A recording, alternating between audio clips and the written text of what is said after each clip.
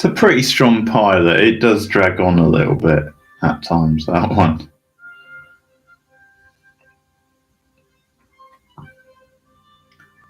But not bad. So next week I will be watching the double pilot to Star Trek Voyager. The next show in the running order.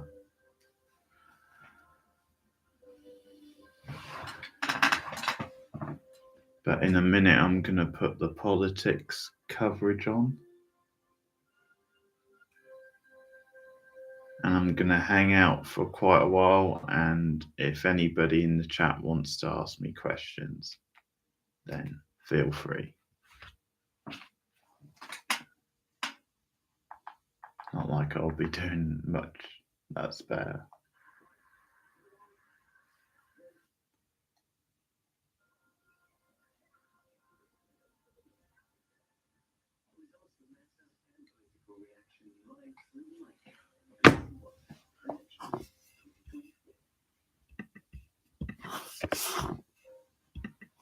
Good evening. Within the next few months, there'll be a general election. You will choose who leads the country for the next 5 years. But the millions of you in England and Wales have been voting today to decide who's in charge of bin, care and crime where you live. Those decisions make a huge difference. But the results will give us a massive indicator of our politicians' fortunes as we hurtle towards the big contest. The Prime Minister tried to look cheerful on the campaign, but he's been under the cosh for many months. The results are gruesome. Sunak's job is going to be at risk. Dead man walking. Dead man walking. Progress tonight. Labour's been miles ahead in the polls for months.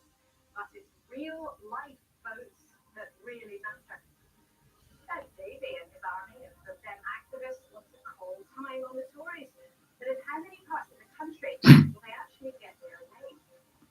Thousands of council seats are up for grabs. There's a by-election in Blackpool. Police commissioners are being chosen too, and there are elections for those powerful mayors around the country. It adds up. There's always a prop, isn't there, with Ed Davey? For the general election. Mr. Chakrabarti will bring the numbers as the hours tick by.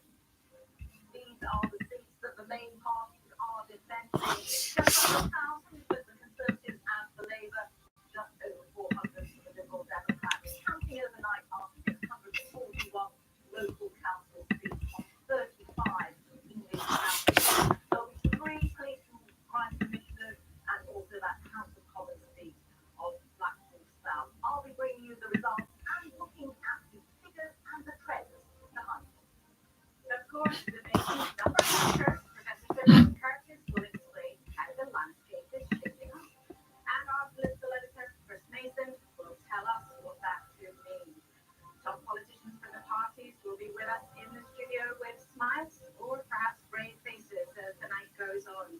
So, stay with us for election night on the BBC. The results are about to start coming in.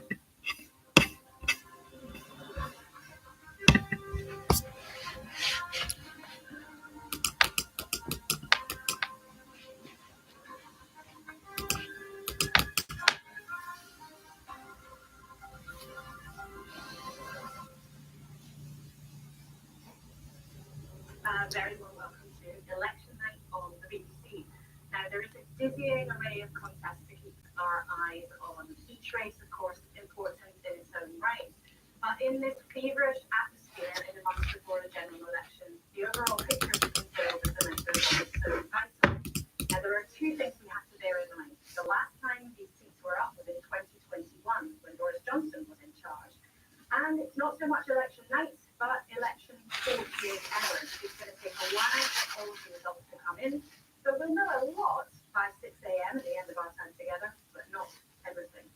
One of the most important races, though, is the by-election result at Blackpool South. We'll be there on the ground in a few minutes, and we will have that result this evening. We'll, of course, be right around the country with our colleagues at Counts. And at the desk with us for the first part of the night, in Cabinet Minister Chris Heaton-Harris for the Conservatives, Richard Phillipson, who wants to be Labour's next Education Secretary, and Samira Wilson, her opposite number in the Liberal Democrats. I wonder if he's feeling nervous and who's feeling chipper. So first off, let's start with our political editor, Chris Mason. And just as we look at pictures of what's starting to come in Blackpool South, talk to us first about what is at stake here for the Prime Minister and his Conservative colleagues.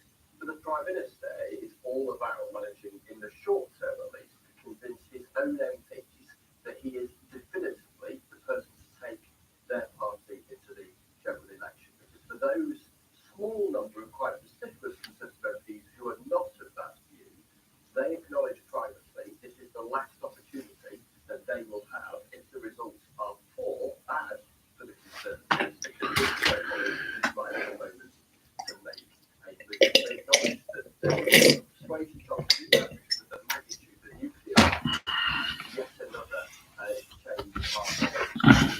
That will stay here in the very short term for the Prime Minister, because it's that last challenge before the general election for those who would like to see the change and make that argument and try to convince their colleagues of the merits. That's much more decisive. So by Saturday afternoon, it looks really gruesome and the jeopardy is massive for Rishi Sunak.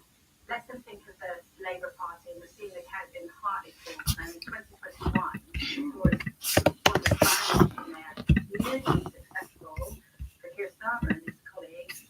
What does he have to show in places like that? Honestly, it's fascinating to see the pace of the political change in the short term over the last 3 years. So I remember being there actually at the Hartlepool by-election. Labour lost. Boris Johnson was in his pomp. There was a giant inflatable Boris Johnson that was sort of parading through the town on the day. And Keir Starmer was in real trouble. As we've learned since in a biography by Tom Baldwin, former Labour communications director, former journalist, that Keir Starmer that weekend came close to resigning as Labour leader. That's how imperilled he was by that result. And at the same time, in that wider region, the Conservatives won the mayoral race there by a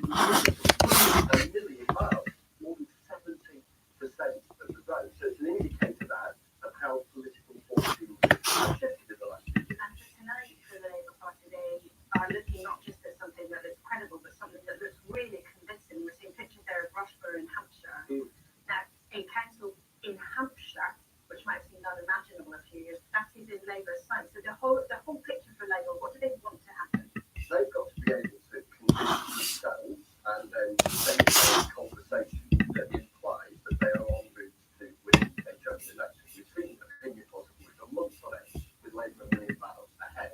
But we should always emphasise the colossal mountain that Labour are trying to climb at that general election. And as any politician will acknowledge, opinion polls, of course, they matter, and they say real votes and real ballot boxes really matter. How does geographically the results tonight match, this is the same for all parties, match the key seats come the general election? Interestingly, for Labour this evening, their absolute emphasis is on Blackpool South, that parliamentary by-elections. I think they're going to win, and the council elections, they are emphasising less than they normal contest. Conservatives equal and opposite on that, with them leaning into pointing at those mayoral contests, we know they suggest that their basis have got as grim as the West is. A bit later, I will ask you about smaller parties. Local elections are really important for them. Let's then go straight to Blackpool South. That's where Labour are emphasising they're really hopeful of success tonight. That seat is up for grabs because the former Conservative MP Scott Benson had to quit in disgrace, really. But Helen Katz is there for us tonight. Then, Helen, what are the prospects for this result? Well, it's not just Labour, I think, who are confident that this seat is turning red tomorrow. They're certainly very confident of winning it, but speaking to the other parties here as well, I mean, they're pretty sure that it's going to be a Labour win too. So the more focus here really is on what the scale of that will be. Now, Labour are hoping for something above a 12.5% that will translate into a majority at the general election. There's also a lot of focus on how reform performs here. The Brexit Party came third here. It's the forerunner reform in 2019, about 6% of the vote. It does look like they are on course to do better than that this time. They believe they've had a pretty good day at the polling station today, better so than they have perhaps in the postal ballot. Now, neither they nor the Conservatives at this stage think that they have done enough to push the Conservatives down into third place. The Tories, by the way, are privately acknowledging that they think they've lost this too, but they still think they're going to come in second. At the moment, though, very difficult to tell. And Helen, what kind of time do you think the result will come in there in Blackpool South? Any indication of turnout? How much people were enthused by this by-election? I mean, no indication of turnout yet, but certainly various parties also I've been speaking to have been worried that turnout could be quite low here. They say there's a bit of a background of that. So we don't have turnout yet. In fact, the count hasn't even started here yet. They've got all the ballot boxes in. We think they're all here, but verification is still happening. So we haven't yet got into the counting. The original time frame we were given for a declaration here was sometime between 2 and 5 in the morning. I think they were thinking it might fall more in the middle of that, but again, as I said, they haven't started counting yet, so until that is underway, we can't give you a better steer on that. 2 and 5. Between 2 and 5. Ooh. I'm not sure I'll be up till 5. But who knows?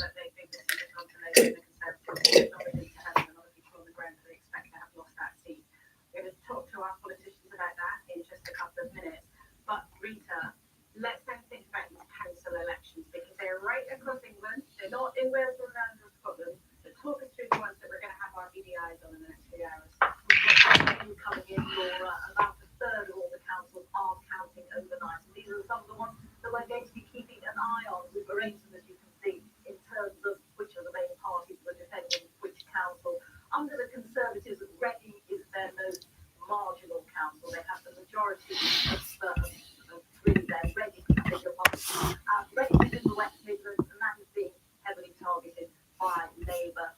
Rushmore, which is in Hampshire, now this has been Conservative since the start of the century, since the year 2000, but Labour has been nibbling away Conservative support there, and Labour got 5 seats there last year, so we'll be watching Rushmore carefully as well. And Harlow in Essex, the Conservatives took this from Labour. Can Labour take a fight back this time round? Under the Labour column, Oldham is the most marginal Labour council, and we'll be watching Oldham with a lot of interest because we're waiting to see whether the leadership's policy on Gaza is going to have some effect there. You'll remember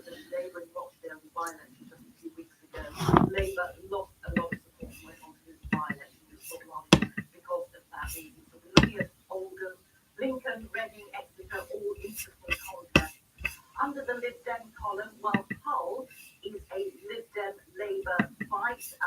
The Lib Dems might have quite a fight on their hands to hang on to Hull.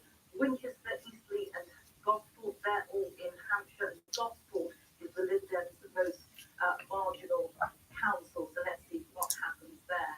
Now, in terms of the home council, so these are where there's no one party in the overall control. This might be the most exciting because most of the councils tonight are up in thirds, which means it's only 1 in 3 seats that's being counted. That means it's quite difficult for a council to change hands. So, of course, home councils, by its very nature, volatile, so Hartlepool.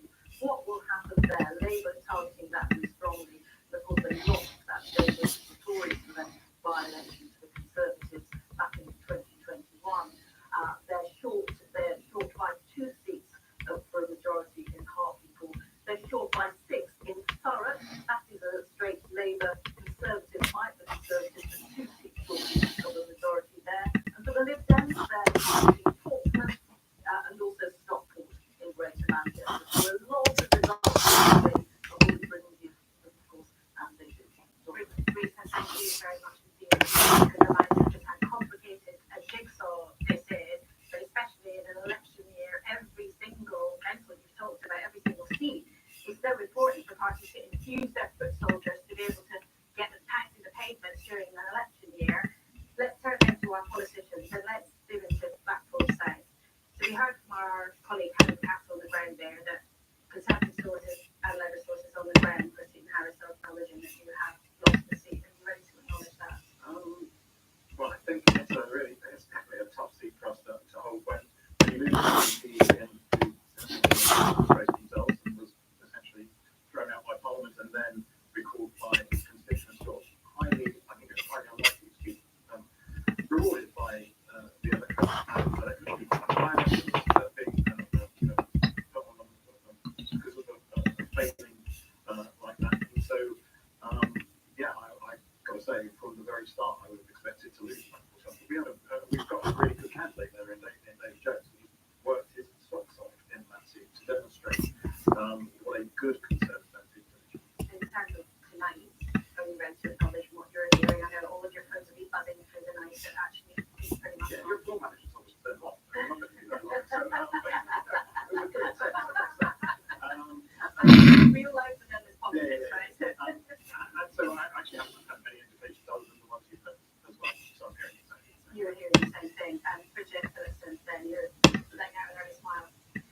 Quite hopeful about Blackpool South. We fought a really strong campaign there. It was clear, knocking on doors, and I've seen out there like lots of people, that there was a real mood and appetite for change. I think some of the frustration that voters have is that they're not getting a general election on the same day, because there is a move right across the country that people really want the chance to have their say in terms of who gets to govern the country as well as these important elections that we're talking about. And in terms of the ship size of the change, can you give us a Hey, Cindy, how are you?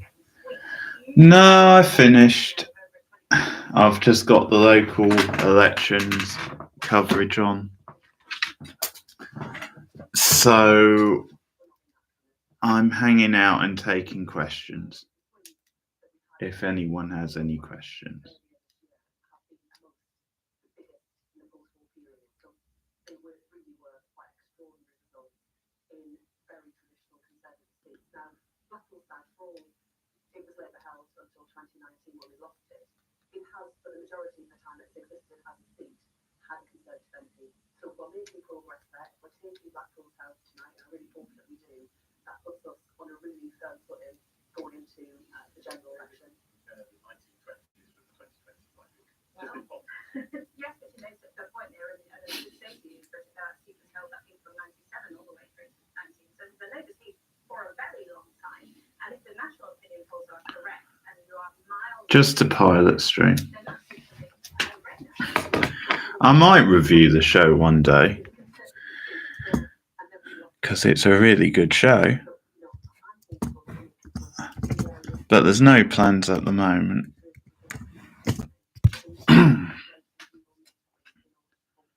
I'm watching all the major Trek pilots on stream next few weeks.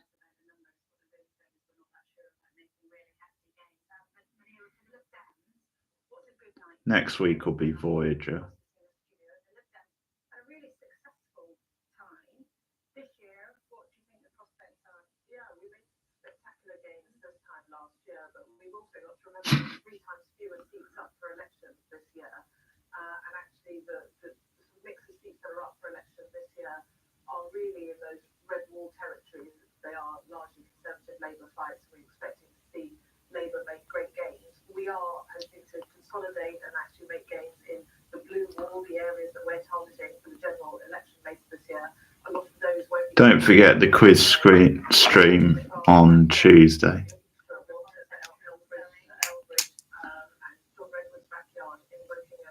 Spaces like Tunbridge Wells, which we hope to make gains in, potentially take control of. All of those will be coming in tomorrow, and we'll be looking very, very closely at those because we'll be very keen to make gains. Those streams are normally well attended. Hang on, I can't. Bloody things in the way.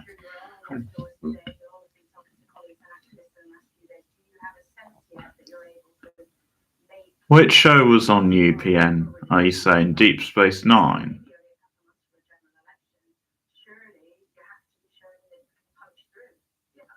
Or oh no, yeah, I think Voyager, because it's one of those shows. It has a bit of a funny history.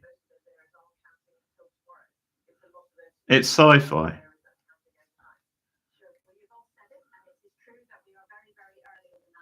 As requested by you, because you won last season. So there's going to be a few weeks of it, and I've set the stream up.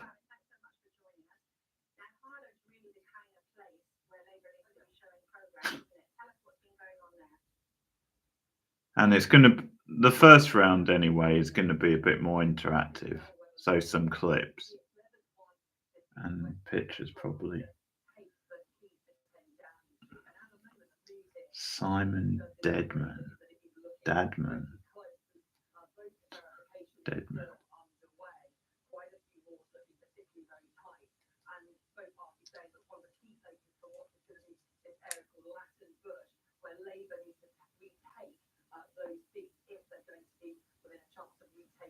Did he just say Latin Bush?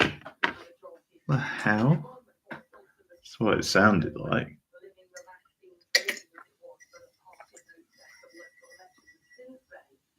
Okay.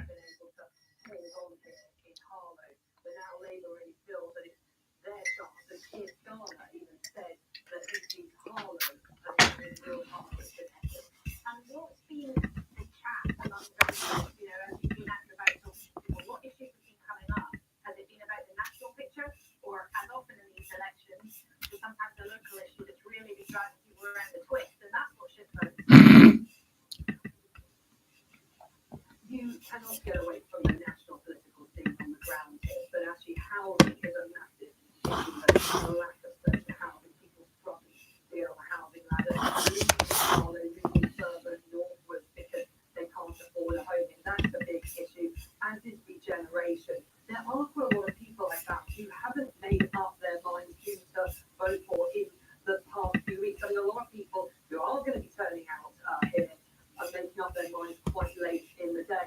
We haven't got a turnout figure yet. It has traditionally been quite low here in the local elections. Last year, there was just 25% of voters who turned out on the day. Okay, Simon, thanks so much. We'll be back with you later on. It's interesting to know that's one of those places where there's a well-known Conservative MP standing down. Rob Halford is a government minister and well-known MP for many years. He's one of the many incumbents, to use the jargon, who said goodbye at the general election. And that may well have a big effect whenever we get to that poll. Let's go north to Oldham and speak to Shelley Phelps. Now, Shelley, that's part of the world where Labour's got quite a specific worry about how some voters might have been reacting, hasn't it? Hi, Laura, that's right. So they're just verifying the votes at the moment. Behind you, counting hasn't actually started yet, so we're not going to have any results in for a while. But as you say, this is an interesting one because Labour has a majority here of just one, and they're in a pretty precarious position. Now, recently, 2 councillors quit the party over its stance on Gaza, including one who is standing as an independent. And actually, for the Conservatives as well, 3 of their councillors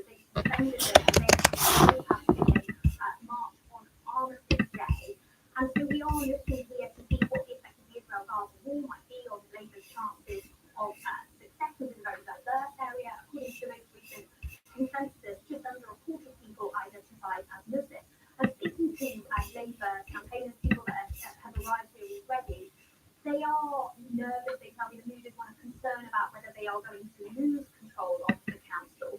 In terms of the Westminster picture, you've got three Labour MPs covering here. A little bit of the borough falls into the Labour Deputy Leader Angela Rayner's constituency. She's been campaigning here in recent days, and just a moment ago, as Rita was referring to, just recently next door in neighbouring Rochdale, we had George Galloway's win here for the Workers' Party of Britain, that big top by-election win. Of course, he had said that out Angela Rayner. And the other question around Angela Rayner that has been hard for her to escape without her own personal affairs tax some years ago, is that something that you've heard come up at all? Yeah, that's interesting, actually. And it's not something that anyone has mentioned to me. I think, speaking to Labour campaigners, the predominant issue that they seem to be worried about is some of their voters who are perhaps angry at the party over their stance on Gaza, that they didn't call for a ceasefire quickly enough, or that they're more focused, the other sort of campaign themes and issues that you're picking up on is around local issues, as you would expect, things, potholes, housing, rents. But also speaking to some voters today, you're right that the national stuff does play into this. And people were talking to me about the national picture, and there was that sense among some people, the apathy that they feel that nobody is kind of on their side or going to make a difference. Shelley, thanks so much, and give us a nudge when we start to get results through there. And thank you very much to you for now in Oldham. Let's go then to Hartlepool. Now, as we were talking to Chris about a while ago, that's a really vital place for Labour to show that they can grab votes back. Huge Conservative success there in 2021. We can talk to Dave McMillan, who's there for us tonight. Labour got smiles on their faces, or were they looking nervous? No, I think Labour are fairly confident that they will be making Republican on the council at the very least. As it's already been alluded to, the last few years have been miserable for Labour here. It was a Labour stronghold for many, many years, but they lost that by-election in 2021. Chris Mason mentioned the giant fight for Boris Johnson. There was feeling around almost more than the Labour Party at that. I've been elected for the council before, and vote have been cast at any time within the party. But they are, we've had last year, they got some votes for taking the council, and the electoral mark is very much in their favour this year. One thing that's interesting in Hartlepool is the form. That's why I don't want to have it for still to go out right way. Another thing that's interesting in Hartlepool, apart from the population, is that the former standard of 12 was a very important target for them, which entices people in the parliament. So it's interesting to see how they go. But the Conservatives clearly really like to hold on to the leadership of Hartlepool Council, which becomes the share of independence. The real test will come tomorrow. In terms of that Hampton race, I mean, there's an interesting thing that's gone on there. We've had in the last couple of days a lot of Conservatives saying about how it would be a huge victory for them to be able to hold on to him. They seem to be quite confident that they'll be able to do that, although, as you say, we won't get that result for a couple of days, in fact. But just talk to us about the context there. I mean, when he was chosen first time round, he had almost the sort of North Korean scale of the vote. Yes, that's absolutely right. The last time it was something like 73% of the vote that Ben Hodgson had. I think one point it's described as the single greatest personal mandate anyone had ever had in a British election. So he's a hugely important figure for the Conservatives, and he has a few different the fight seems to be that he probably will have on to the election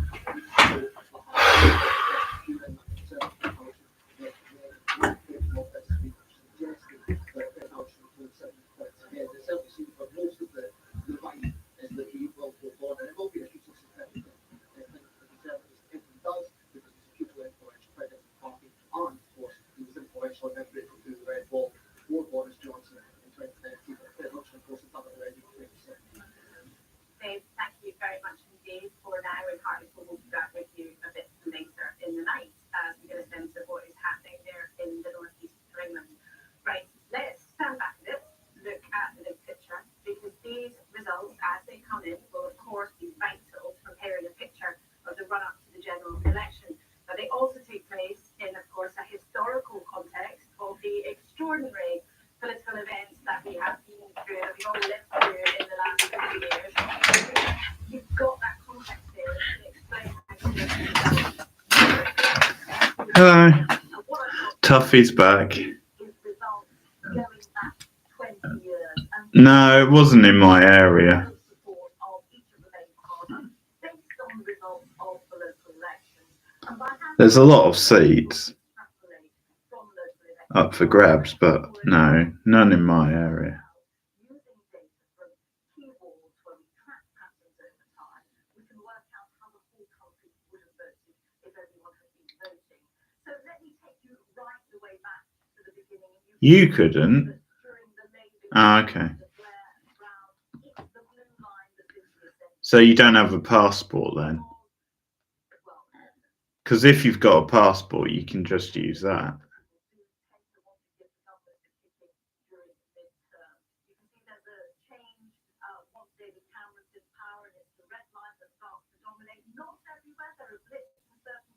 Yeah, I think they said that in some areas. Ah, okay. Yeah.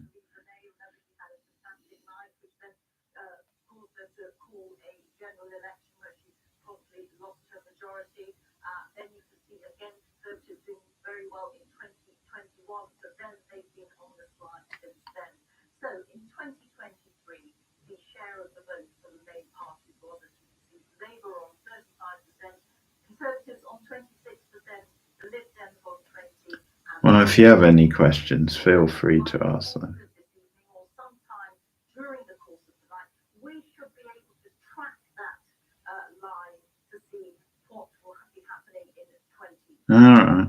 So based on about a third of the results overnight, overall, we should be able to see how that share of the vote will be changing as if the whole country has been voting. Rita, thank you very much indeed for local elections. They're not the same as the national elections, but you've just shown us how they are a really important kind of tracker of where things are going. I just also want to explain to the eagle-eyed among you, you might have noticed there is a Prime Minister missing in that enormous chart. You can see we go Cameron, May, Johnson, Sunak. Now you will all know that this trust was in charge for some time. However, we are not poking fun at how short her time in office was. There were no local elections contested during her time in Downing Street. That's the reason she's not on your chart, isn't it, Rita?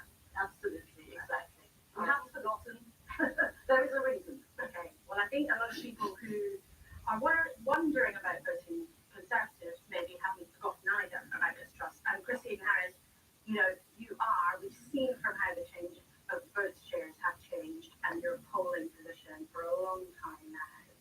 You are in quite a predicament, aren't you? Well, that makes the mayoral election in Teesside even more interesting, doesn't it? Because supposedly we are massively behind in the polls. We were behind in the early polls in Teesside, and now supposedly we're in place. I mean, even in the course of an election campaign where Labour have thrown the kitchen sink at, I don't know how many times Keir Starmer's been up to Teesside, 6, 7, 8. Ben Houchin, who is an amazingly good mayor, who has delivered for the people of Teesside, has had all sorts of personal attacks, political attacks, and a huge Labour campaign. And it would be, I'd say, if we're on these sorts of numbers that you're suggesting, it would be quite a surprise for us to do well. Oh, a bit of mind games going on. Bit of psychology.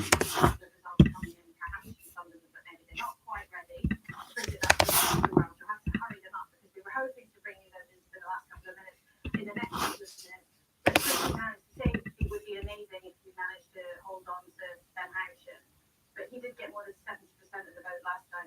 And he himself said during the campaign, there are lots of people who stick to me and say they'll vote for me, but they probably won't vote Conservative at the general election. If he holds on, it's despite your national party, not because of it. Because, and with the National Party, he's standing as a Conservative mayor. I'm pretty sure if he stood for any other party or indeed as an independent, he would not do as well. We've had loads of MPs Pretty sure Sadiq Khan's going to hold on in London, get another 4 years, which is good for me.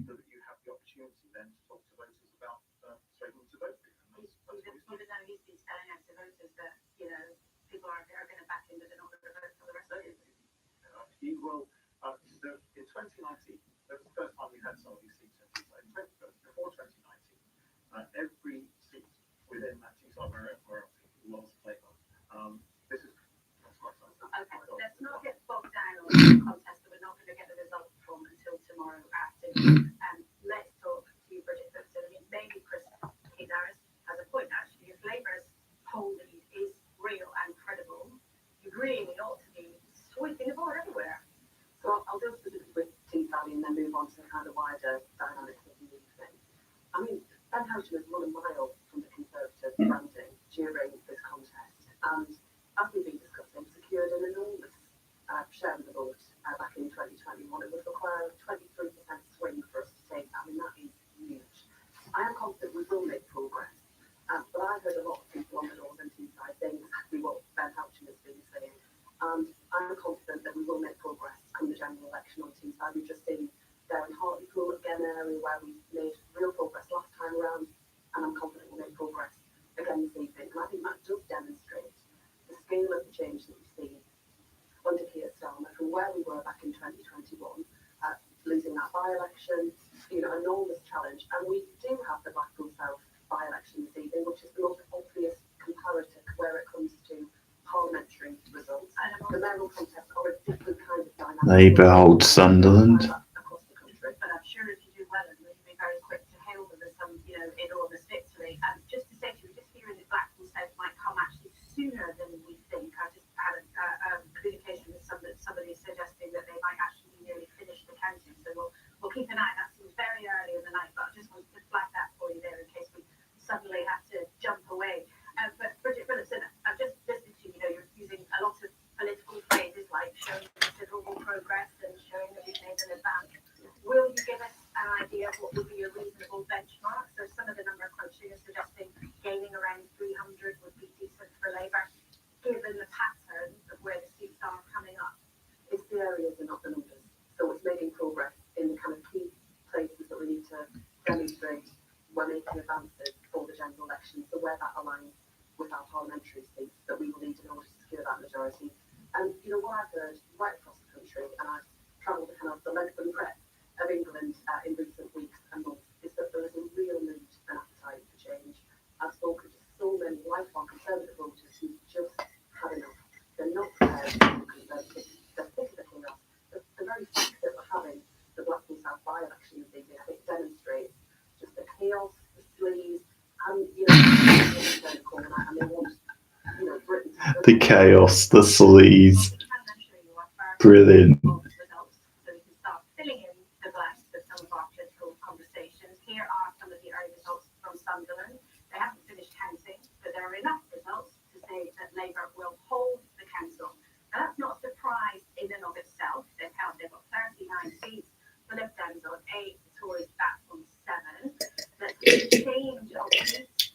Well, it looks like those seats have changed hands, but the share, there it is, 54% to Labour, only 5%. The sleazy chaos. That's a bad combination. Now, if you're a politico, you'll know the Reform Party is what emerged out of the remains. They're not standing everywhere. They are standing in that by-election, but they're not standing everywhere in the country. But look at this change in the share. Now, Labour up by 5%, so that is distinct, but not overwhelming. The Tories down by 16% in Sunderland. Independents down by 11%, but look at that again. The Reform Party there in purple up by 19%. So Reform gaining more in share than the Conservatives are losing. Interesting, isn't it? But only 4 wards in. So we've got the result, but we don't have the breakdown of every single seat that's happened there in Sunderland. So to help us decode that at this early part of the night, let's bring in Professor John Curtis. John, looking at these first straws in the political wind tonight, what does that make you think? Well, Sunderland, of course, in parliamentary elections is often early, and we do have to remember that Sunderland does have its own particular characteristics. Above all, this is a very Eurosceptic part of the country. It's also somewhere where Euclid is where in the past. They've now seen before out-call the Conservatives in each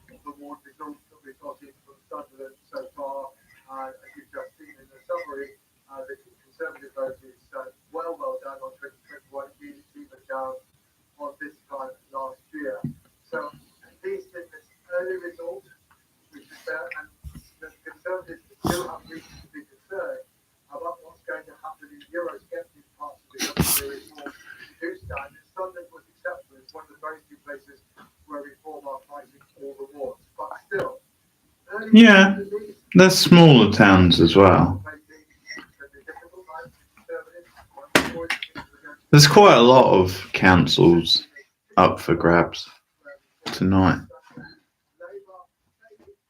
Peterborough, my hometown, that council is up. That's voting. Portsmouth, Sunderland, we've had already announced. Thurrock, quite a few tonight.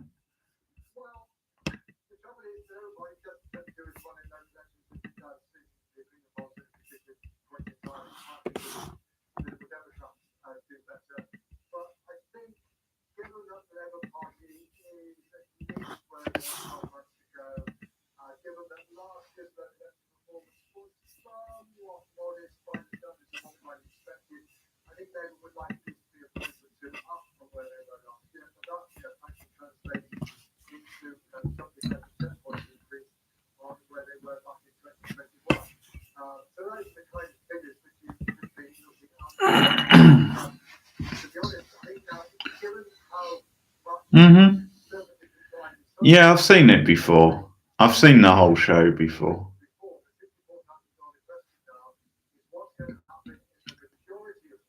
I think the Next Gen pilot was better, but Deep Space Nine is a good pilot. Pardon.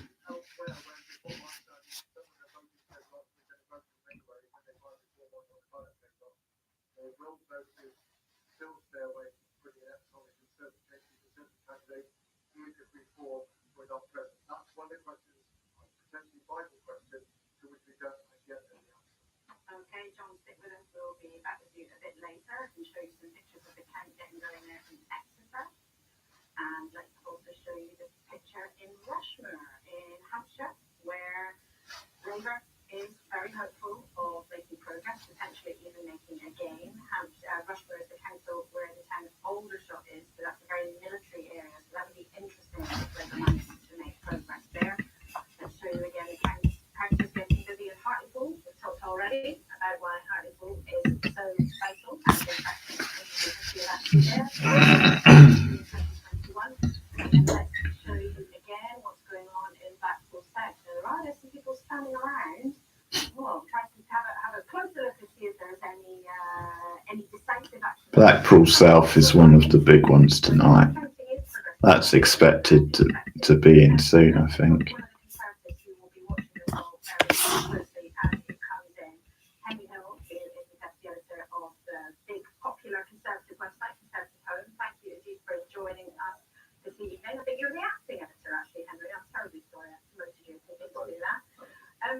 Now, you heard there Chris Heaton-Harris try to emphasise that there might be success for the Conservatives hanging on through Teesside Therapy. You won't get that result until tomorrow afternoon. But from what your contacts have been saying to you in the last few days, from what you have been hearing so far, how do you expect this election 48 hours to pan out for your party? So I think the crucial thing in the short term will be the mayoral elections, because those have a disproportionate ability to sway the narrative that comes out of this about the Prime Minister and the party's fortune. Henry Hill. I love that his name's Henry Hill. West Midlands, which is a longer shot, then that would be a real shot in the arm. And that, I think, will be more maybe than the councillors what's going to determine how panicky MPs are come Monday morning once the ashes are settled and we know where we stand. But I think in terms of the general election, the more important thing will probably be the councillors, because councillors, you're much more likely to see voting on national ground than you are with mayors, where you have people with a much stronger individual mandate and their individual brand. From today,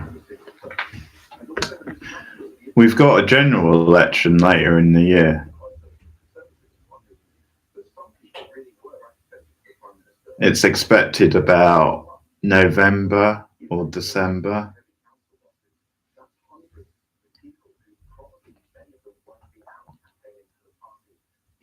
These elections are for like mayors and council seats, but sometimes they see them as like a big indicator of the general election, how that might go.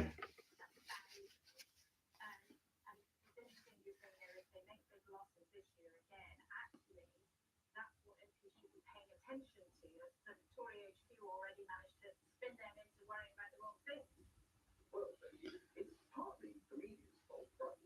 The mayoral elections do have a very high profile, and there'll be a natural, they'll actually be very interesting events. So we'll be having the US and the UK elections quite close together by the sounds of it. Yes, I think in terms of if you're a conservative, you will have a good campaign, you will have a personal vote, you will have a local profile, but you will be also, most of your voters will be people who turn out and tick the box by the party they want to vote for. And in that case, the local elections will, I think, be a much stronger tell of a party's performance in a given area. Yeah. Normally the UK has theirs in May, but last time they called an early election and it was like November, December when they called it. So that means it's sort of 5 years from that time. And the Tories are like really behind in the polls, so they're going to cling on as long as possible, basically. So they're not going to have the election until they absolutely have to.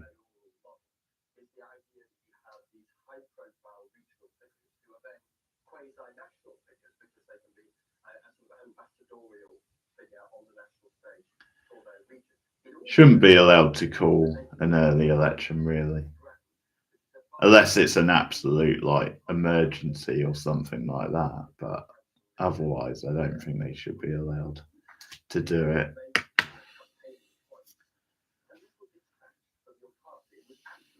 Well, basically it's because he wanted to get his Brexit deal through Parliament. Well, that's what he claimed, but I think they'd already voted it through anyway. So I think in the end it was mostly so that he could like consolidate power, basically, because at the time they didn't have a majority.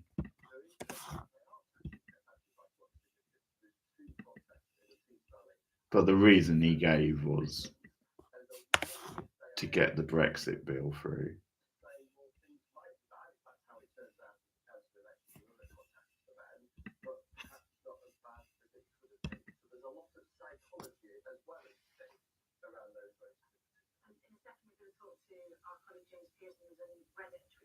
In the Midlands, just outside the West Midlands area. We'll check in with him in just a sec. But is it actually the case, though, that the mayoralties actually they're an anomaly because of exactly as you've been explaining, it's separate to the sort of normal run of things? Yeah, they are really, and they're a relatively novel and new concept, aren't they? In fact, in this set of elections, there are parts of England that electing around the very first time. The London mayor is expected to stay Labour.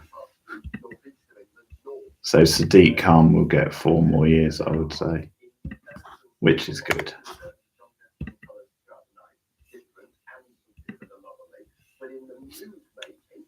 I already said that earlier, but I'm saying it again because Cindy wasn't here.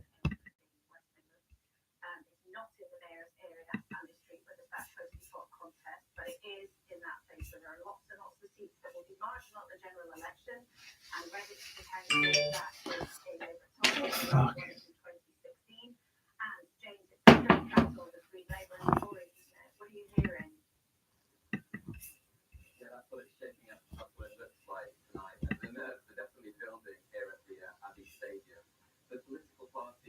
Scared the shit out of me, that text alert.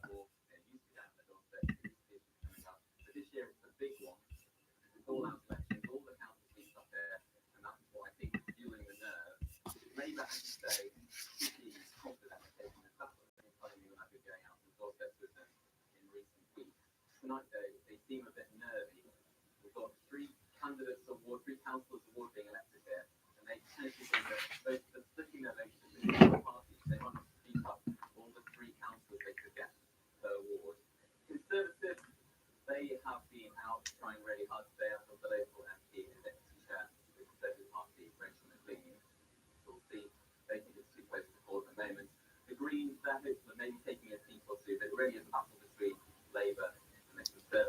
Yeah, I would like to see the Greens pick up a bit of pace. Rachel McLean holds the seat for the Conservatives with a majority of 16,000 at the moment. If Labour take this seat tonight, they will be confident they can take it in the general election in months, potentially. Okay, James, thank you so much. We're back with you later in the night. An interesting battle there, and a straight fight between Tories and the Labour Party. We've got a bit more information coming in from Sunderland in terms of how things panned out in the arithmetic. You can see Labour now 41 seats, Tories with 8, same as the Lib Dems. But then in terms of seats changing hands, you can see a straight switch there, Labour gaining 1, the Tories dropping 1. Let's show you more about how the share of the vote has changed. And this is the really interesting thing there. You can see the Tories dropping by 17%, the Reform Party going up by exactly the same amount. So a straight switch there between the Tories and the Reform Party. Sunderland was a very strong sort of yes. part of the world, very strong support for the Brexit referendum, where there's iconic Yeah, I would say it's too close to call. 2016, but very interesting to see that straight switch. If you go on social media, probably Trump is the favourite slightly, but I think that can be that can be misleading, I think. Probably too close to call in a way. Who knows, he might be in jail by then.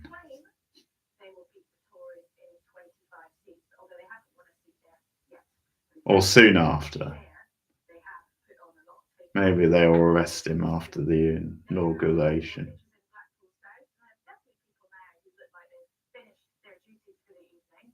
We were expecting a result there, not for quite some time, but it does look as if things have progressed quite quickly.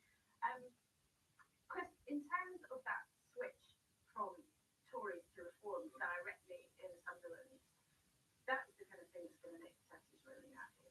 Yeah, and so little wonder that Richard Tyson will leaping onto social media within nanoseconds in very early stage. I hate reform, but We can't be certain exactly where votes have come from that might have gone in Reform's direction, but there's a certain symmetry there that will. yeah. Conservatives. Yes, there's a particular. So that makes it even closer in a way.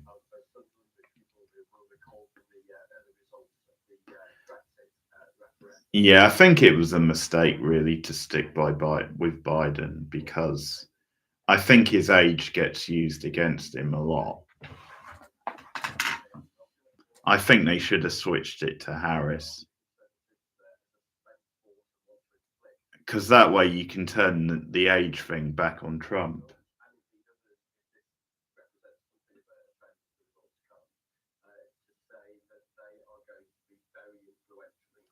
But we'll see. And they can do it, as we've seen in Sunderland, and they hope Reform come the general election, without themselves actually winning anywhere. If they can keep with previous Conservative voters, that might in some places be the difference between the Conservative and the Labour vote. It'll be interesting to see tonight as well to see how well. Yeah, as I was saying, I hate reform, but I don't mind them taking votes off the Tories, because it helps Labour.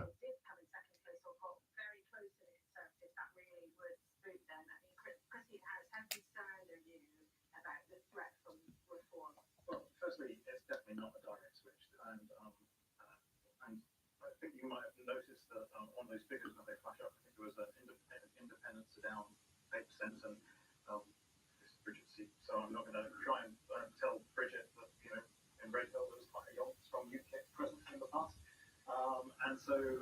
Red Hill, that's such a shithole. I've been through Red Hill, I think. Labour and Conservatives.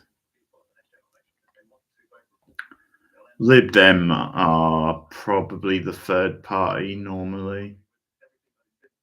And then you get like some smaller ones, like the Green Party.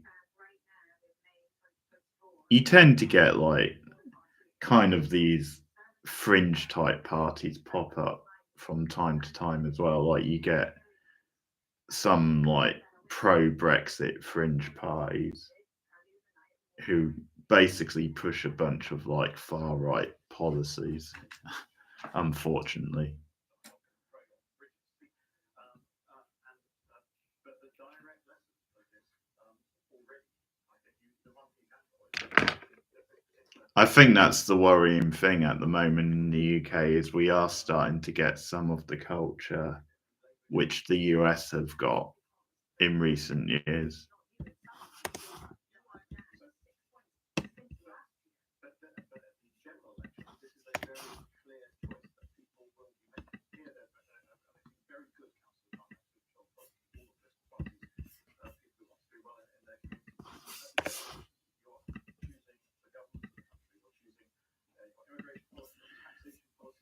I guess in a way, yeah. I guess in a way, one good thing about the UK over the US is that we do have some other like smaller parties to vote for. If you don't want to vote for either of the main two, there doesn't seem to be that many alternatives in the US.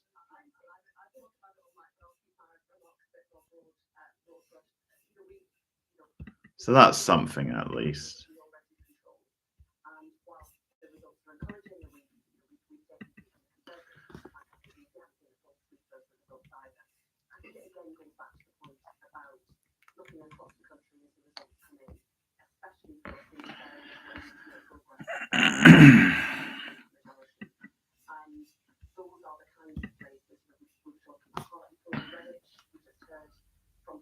Why do they call them the Tea Party, Cindy? Were they big tea drinkers?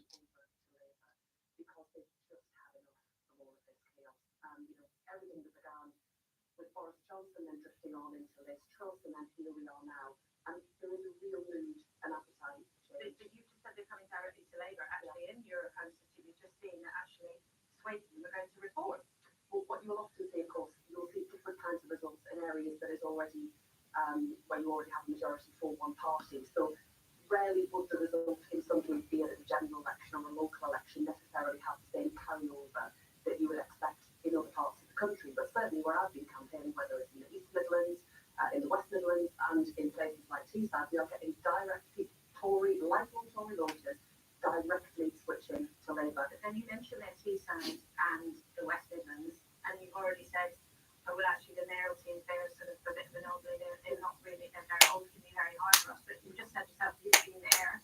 Loads of Labour politicians have been spoken. You have campaigned very, very hard in those places. And from the kind of language you're giving us tonight, it sounds like you really don't think you're going to make it. Well, of course, we fought really hard in all of the mountains across the country, especially in those target areas. So which film did you vote for, Cindy, for Rachel's pick for June?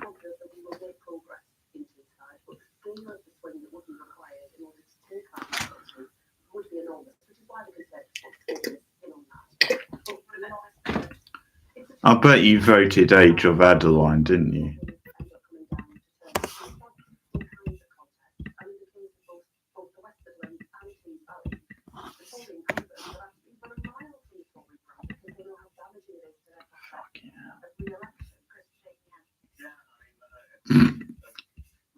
I said to Rachel the other day, I bet that's winning because people are assuming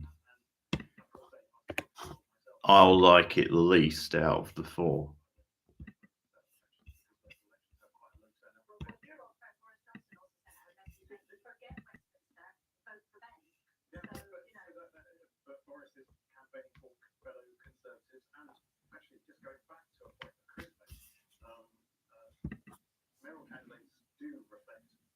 Oh, you never seen it.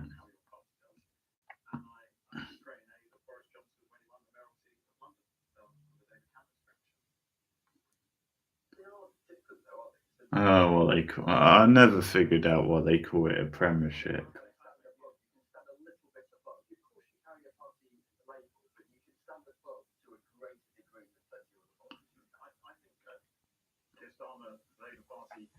The wider media would agree that Ben Houchin is a Conservative candidate, and everybody knows in Tees Valley that he's the Conservative candidate.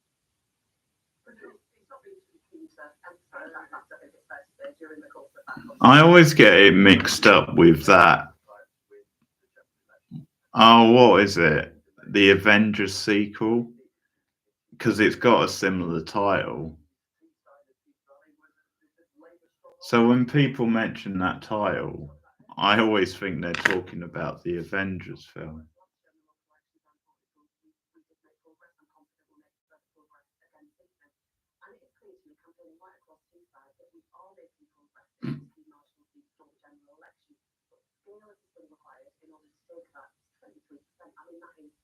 Well, it's their fault. They shouldn't have similar subtitles. Well, in that case, it's the title, but.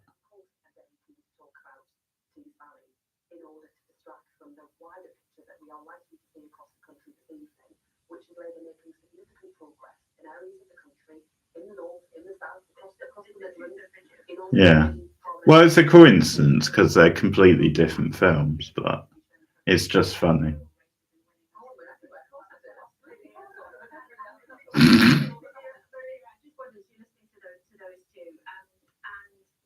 Loyalties are one thing, and actually those results are not going to come until Friday, and then Saturday afternoon, so I'm going to have to wait for Andy's stream. But are you confident though that you used to have this reputation of being a challenger party? Stream on Saturday afternoon then, because there's more results due.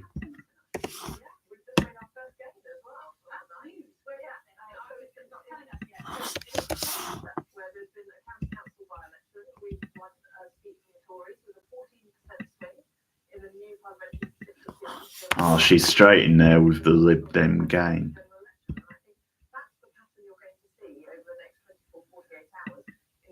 She saw it before they even announced it.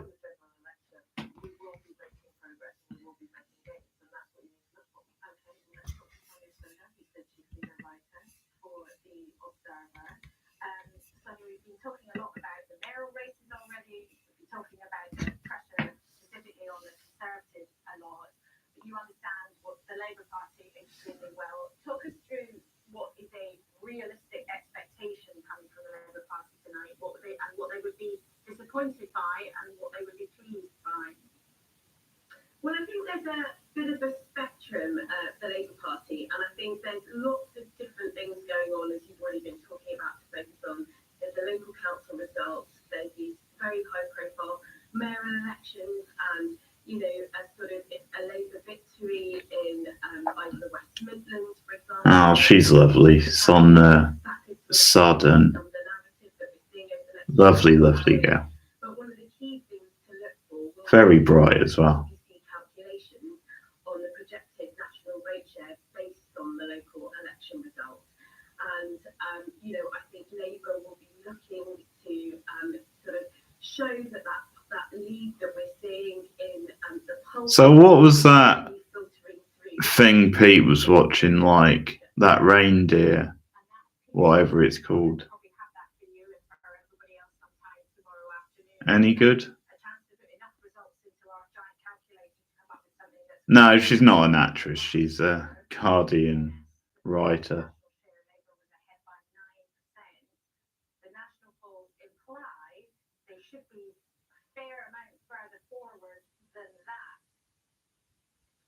Yes, they do. But what you've got to take into account when you're looking at what's going on is the fact that there are fewer seats up for grabs in terms of local election seats. So that's local councillors that we're talking about. And also a lot of the elections that are taking place at the local level are in areas where Labour are already in control of the council. So I think that's right. So a good night would be them making gains on that 9% lead that we saw a year ago.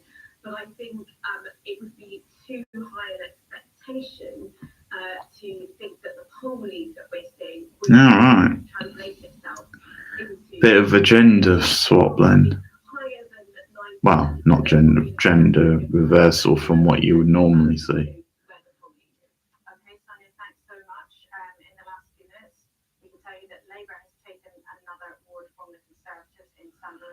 I might give it a look. I think it's been getting mixed reviews, like I said. I've definitely seen some negative reviews as well. Which at this stage is still the only council result that we have got in.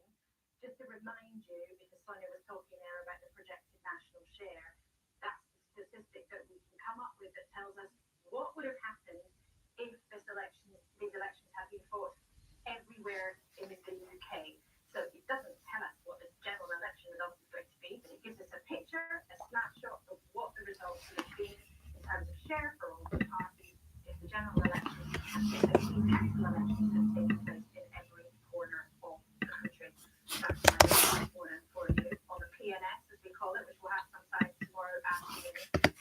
We're going to be back in Blackpool South to check in with what's going on there. But Chris, just in terms of these vote shares, I mean, that really is what the political parties will be eager to see, potentially thrilled or horrified by. Yes, because they can measure their current popularity, but also look back and see rates of progress or decline from last year's local elections and previous ones, and then benchmark that with how their performance is now, and therefore could be at the general election, again by looking at how that compares to the kind of charts that Rita was showing earlier on. One of the things just to quickly mention, Laura, I'm hearing from several sources that quite a lot of the counting in lots of places is taking longer than has been anticipated, courtesy of the fact that we've got so many different elections going on, which makes the job of those doing October even more complicated. And we were talking a few minutes ago to those pictures in Blackpool where it looked like they might be approaching finishing.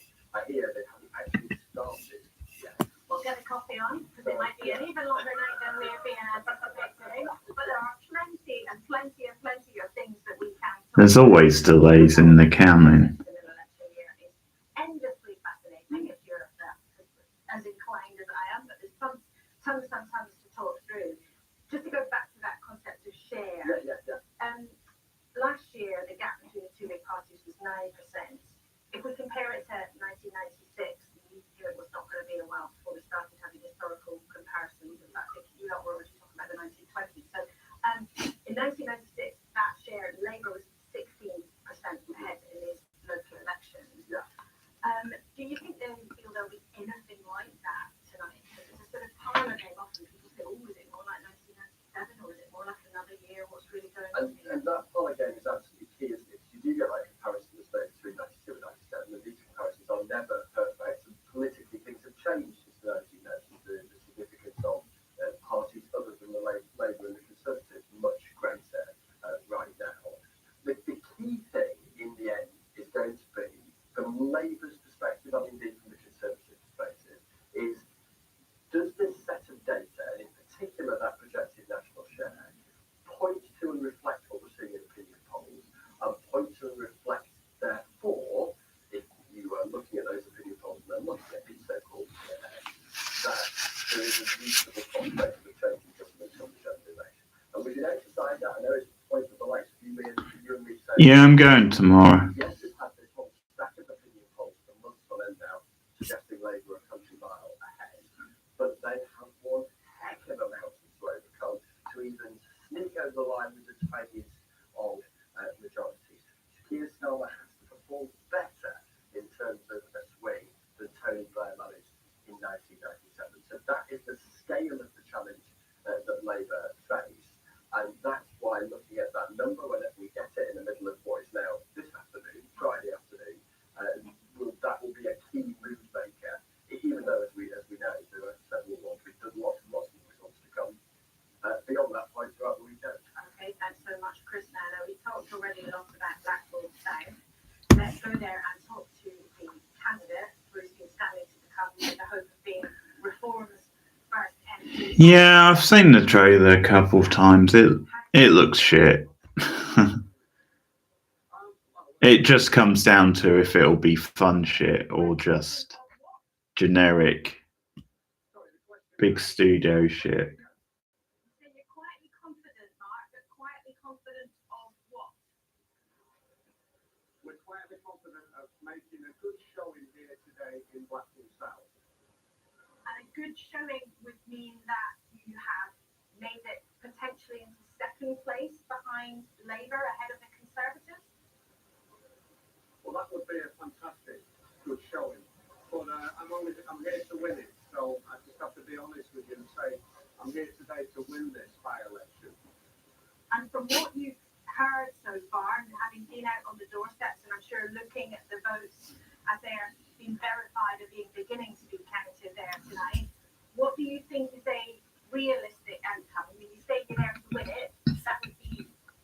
enormous surprise to everybody, but there has been some possibility, some expectation that you might just sneak into second. So what's realistic, do you think?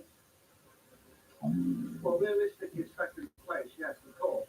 But as I say, I'm here tonight to win this by-election for the good people of Blackpool. Has to be, doesn't it? And why do you think you've been able to appeal to them?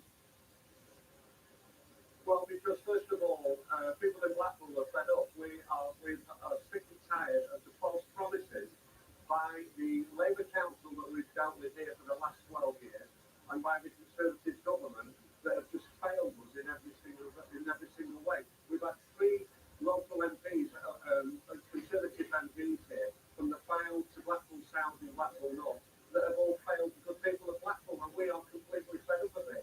I think that's why I appeal to people, because it's common sense policies for common sense people with Reform UK. I'm just Chris Mason here, evening to you. I wonder when you've been out and about knocking on the doors and talking to people in Blackpool, those who have said that they'd be willing to support you, where they've said their political support has been in the past. Are you attracting former Conservative voters in the main or Labour voters? Where do you think your vote's coming from? We're collecting votes from both sides of the party. I've spoken today to many Labour supporters who are actually voting for me. But particularly in the Piss off. Who are you trying to kid, pal? we're having the most impact. And the story on the door, people are talking, they are pulling out in their droves. And what do you say to the critique? We've heard it from Christine Harris in terms of Cabinet Minister this evening, that a vote to reform, particularly come the general election, is effectively a vote to put Keir Starmer in Downing Street. Is that something you'd be comfortable with? Not at all, but he would say that, wouldn't he? That depends from which side of the spectrum you're from. Well, I don't think a vote for Reform UK here in Blackpool is a vote for Labour or Conservative. A vote for Reform UK is a vote for reform. And we're the only party that's committed to what's attractive for people here in Blackpool South. We are fed up, and we've had enough. Mark Richard, thank you so much for joining us. We'll be back with you. We'll certainly be back in Blackpool South. Thank you for joining us. And the enthusiastic Lib Dem activist who was trying to get in the shot there behind you, Mark, did very well not to be distracted. Christine Harris, he says people are totally fed up.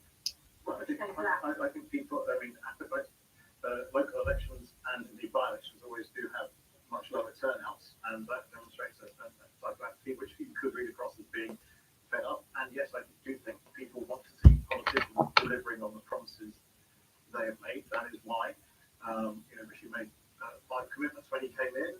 I think we can safely say that the pledge on halving inflation has happened. 2% to just over 3%. But one of the most important ones in that was stopping votes. We haven't stopped the votes yet. We've got this around Fucking stop the boats. which is now Basically, Reform have no policies outside of stopping the boats. They don't know how they're going to stop the boats, but that's their big slogan.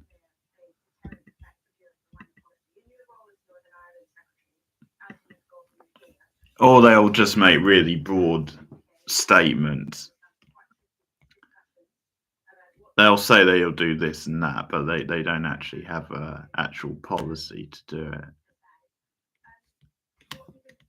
And it's things like going after education, like going after arty degrees, saying they're not worth it and trying to get them scrapped.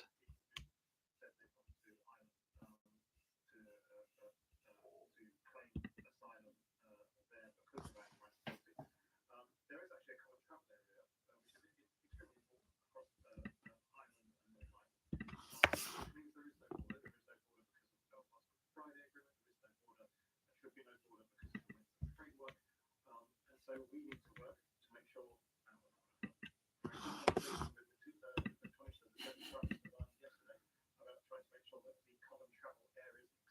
Yeah, pretty much.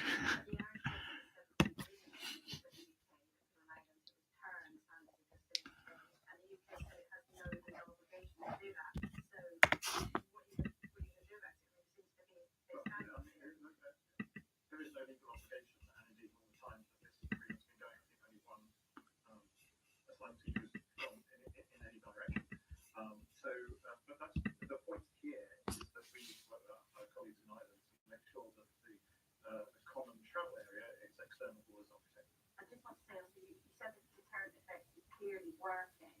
In fact, anyone who's watching the news earlier today will have seen that 711 migrants crossed the channel yesterday. That's the highest daily total so far this year.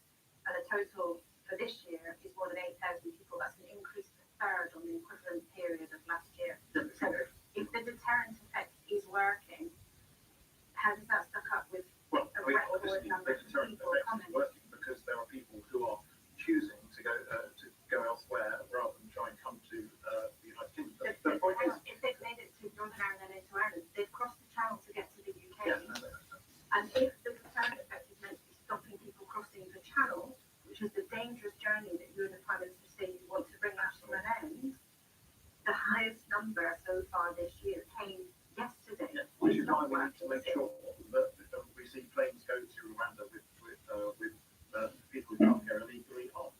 And actually, what we want to make sure is that we have the strongest policy in this space. And there is a perceived view that one, this is a deterrent, and two, that Labour, if they came in, wouldn't do anything in this space, and there'd be just a kind of amnesty that allows people to stay. So you've got a draw in one way and a deterrent in another. Okay, well, we'll come back to that issue, I'm sure, through the night, because it's something that's very important to lots of voters, very important, I'm sure, also to a lot of you watching here tonight. Let's go, Rita, go in behind one of the results that we're getting through in Newcastle. They're still counting, but we can have a look at some of the numbers that are interesting. They really are. I mean, the life is young, so of course we pour over what we have, but this is an interesting set of figures. So they're still counting in Newcastle. You can see we've got 3 seats in, but this is the shape of change since the last time these seats were voted on. Change was 2021, which is the last time these seats were up. Now, all 3 seats are Labour holds, but you can see that the Labour vote share has just gone up by 1%. 1 percentage point since 2021. Conservatives massively down at -3%. The Liberals and the Greens. Now, one of these 3 seats is an award called South Jesmond, which is quite a studenty area. Is that a factor in the shape of this? So when we're watching Newcastle very closely, it's a Labour council, it's been Labour since 2011. It wasn't just Dem before then. We'll come back to this once we've got some more of those seats in. Now, if you want to know more about what's going on tonight, you can, of course, go to the BBC website and you'll get all sorts of information about results, analysis as well. You can put your postcode in and find out what's going on in your own council. So you can find it at this address, but also Bridget, Rita, thanks very much. Bridget, that's not far from your patch Newcastle. You can see there from those early results, actually, potentially it's a student vote, potentially whoever knows what's happening. If people are choosing the Greens, they're not going over to you. I mean, there's always been that kind of dimension in Newcastle and that kind of volatility there. But I would just say alongside that, it's becoming clear to us this evening that we've gained, probably we will gain Hartlepool tonight, which would be a brilliant result for us. I think, at one level we can talk about one result in Newcastle, but actually to gain Hartlepool, particularly after that devastating result we saw in 2021, would demonstrate really massive progress for us. It was a last window, wasn't it? We're getting back Hartlepool. Well, we did really well in the local elections last year, and it would demonstrate that we are on track to form the next government. Okay, we're making that kind of those kinds of strides forward. Okay, thanks for bringing us that snippet of news. Bridget and Manira, we're going to say goodbye to you in just a few minutes' time as we hurtle towards the 1 o'clock news. Just before we do, though, we've talked a lot about the Midlands and the North of England. Let's go to the south of England now and talk to Peter Henry, who's the political editor for BBC South. Now, you're in the council area of Rushmore. We've mentioned it briefly tonight. Peter, but tell us why it's important and what you think is going to happen. This is a Labour target in the south of England. Right, time for some toast, I think.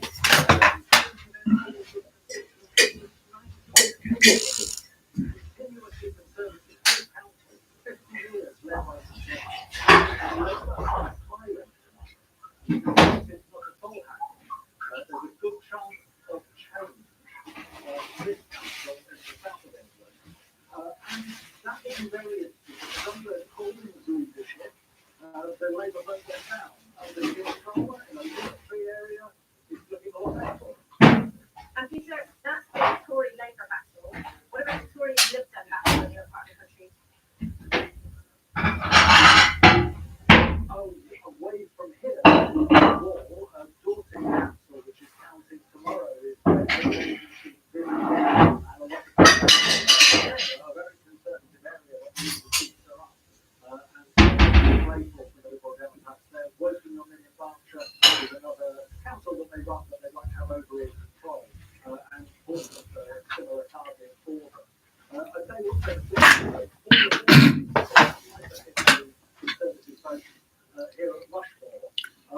Yeah, I've seen Primer. Now, this, I think, is a fascinating council, which is going to Saw it when it came out.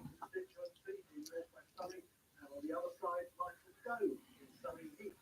So they'll be looking closely at Labour's progress here.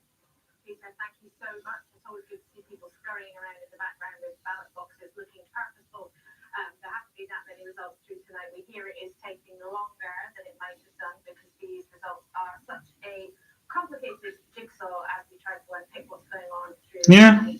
But we will be seeing as they come in. Yeah, it's not really the sort of film I'm going to rewatch that often, but it definitely had its own unique style and vibe.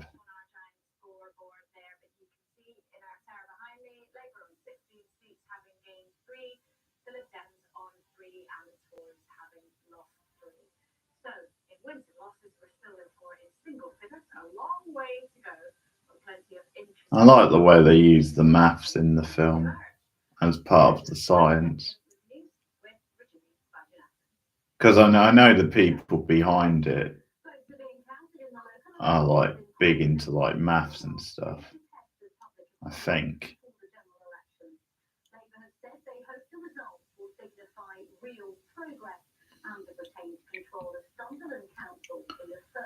Yeah, Rennie Harlan is doing a Strangers trilogy, I think, which is just crazy.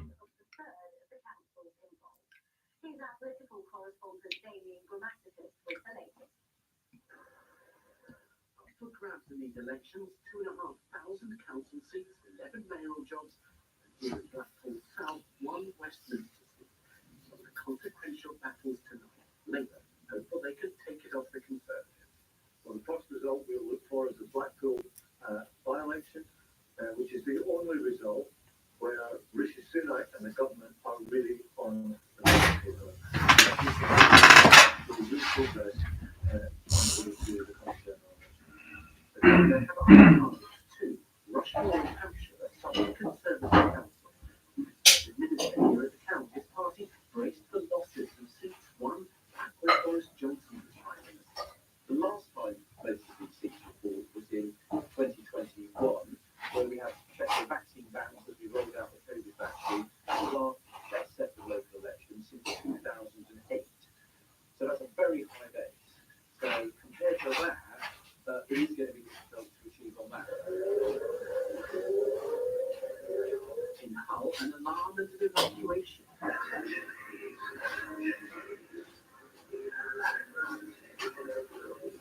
But the Conservatives think these elections signal trouble ahead for them will depend on the scale of any losses. In Stockport, where they're counting in a car park, Liberal Democrats could make gains from Labour. Well, they're most focused on the places they face off with Conservatives. Across the country, we've heard that people are actually fed up of the Conservatives. And across the blue wall, lifelong Conservatives are switching to the Democrats, who are very optimistic. People want to cast a verdict on the Conservatives' full record on the NHS care, on the fact they allow less sewage into our rivers, and the cost of living crisis. Hartlepool is one place Conservatives are looking at. Labour gain control of the council, the mayoral vote should be different. It isn't being counted tonight. What will emerge in the coming hours will paint a picture of how voters feeling right across the country. In other news, John Swinney expects to become Scotland's next First Minister. Confident potential rival Kate Ford said she wouldn't be standing formally for the SNP and instead gave him her support. Mr. Swinney is the only candidate that he said forward that nominations are waiting until next week. At the news conference, he said he wanted to unite the party. My message is very simple. I'm stepping forward to bring the SNP together, to deliver economic growth and social justice, to deliver the very best future for everyone in a modern, diverse Scotland. And unite Scotland for independence. John Swinney there. A man appeared in court charged with the murder of the schoolboy Daniel and John in North East London. Daniel, who was 14, was on his way to school when he was fatally stabbed in Haynes on Tuesday. Marcus Lonzo, who's 36, also faces several other charges, including 2 counts of attempted murder. President Biden has broken his silence on the nationwide pro-Palestinian protests which have been taking place at universities across the United States. He was speaking after riot police moved in to dismantle pro-Palestinian camp at the University of California in Los Angeles. At least 200 people were arrested. Mr. Biden said the rule of law must be respected. Anti-war protests have spread to about 50 campus sites. Almost 50 people. Tensions have been high at a number of events in the past few days. Foreign Secretary said President Zelensky is keen to discuss the negotiations being set to Ukraine by the UK.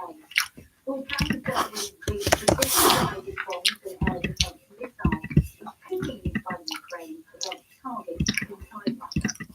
TikTok has become the latest action which shows away from the troubled co-op live arena in Manchester, which has been plagued by delays to its opening. For the third time on Wednesday night, its doors remain closed due to technical problems, with fans already queuing up outside. The venue said it would be taking a short pause and would open on May the 14th. So a reminder that you can follow all of the election results overnight on the BBC's website or on the app. You can also see who's won and where using our postcode check, and you can find us at bbc.co.uk/. You mean Billy Madison? The Adam Sandler film? Ballet Madison? Do you mean Billy Madison? A very warm welcome back to election night on the BBC 2024. We've got a complicated and fascinating jigsaw of council, mayoral, and all sorts of other Strangers at night. Strangers pray at night. And the results are starting to come in tonight, but it will take a couple of days before the overall picture becomes clear. With us for the next while here in the studio, panel of politicians. We're still joined by Christine Harris, the Northern Ireland Secretary, Jonathan Reynolds, the Shadow Business Secretary for the Oh, they've done a bit of musical chairs. the Liberal Democrats Treasury spokesperson. A very warm welcome to you all. Let's show you what is going on. The Tory's still there. He's still putting a brave, stern face on it. There we go. Conservatives have lost 4 council seats. Labour have gained 5 and no change so far for the Liberal Democrats. There are 107 councils up for grabs that you can vote in. Yeah, I did But we'll only have 37 results. the sequel for my radio show. Yeah, it wasn't particularly good. I don't think I've actually seen the first film. Not all the way through anyway. I've seen some of it, I think.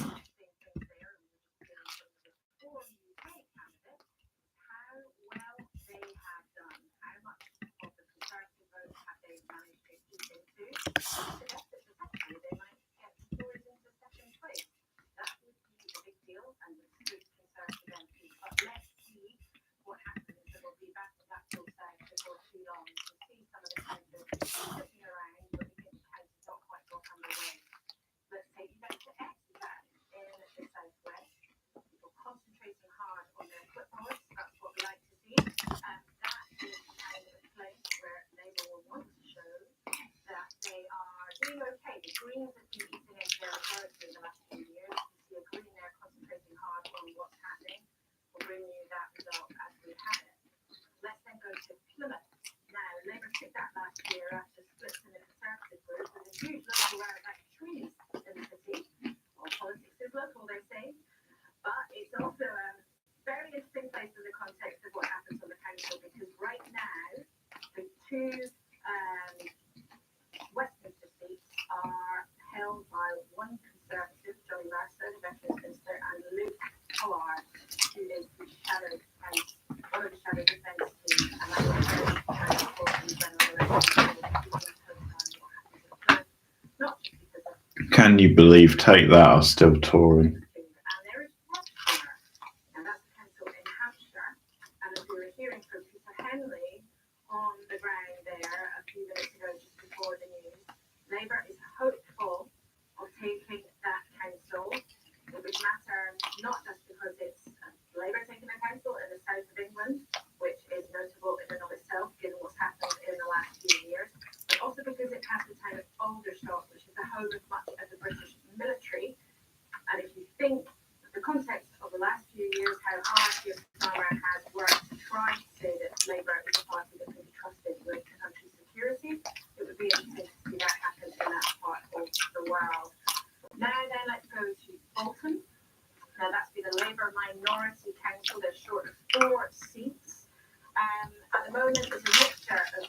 purchases in Bolton, and that is one of those places where we'll be looking at also for what happens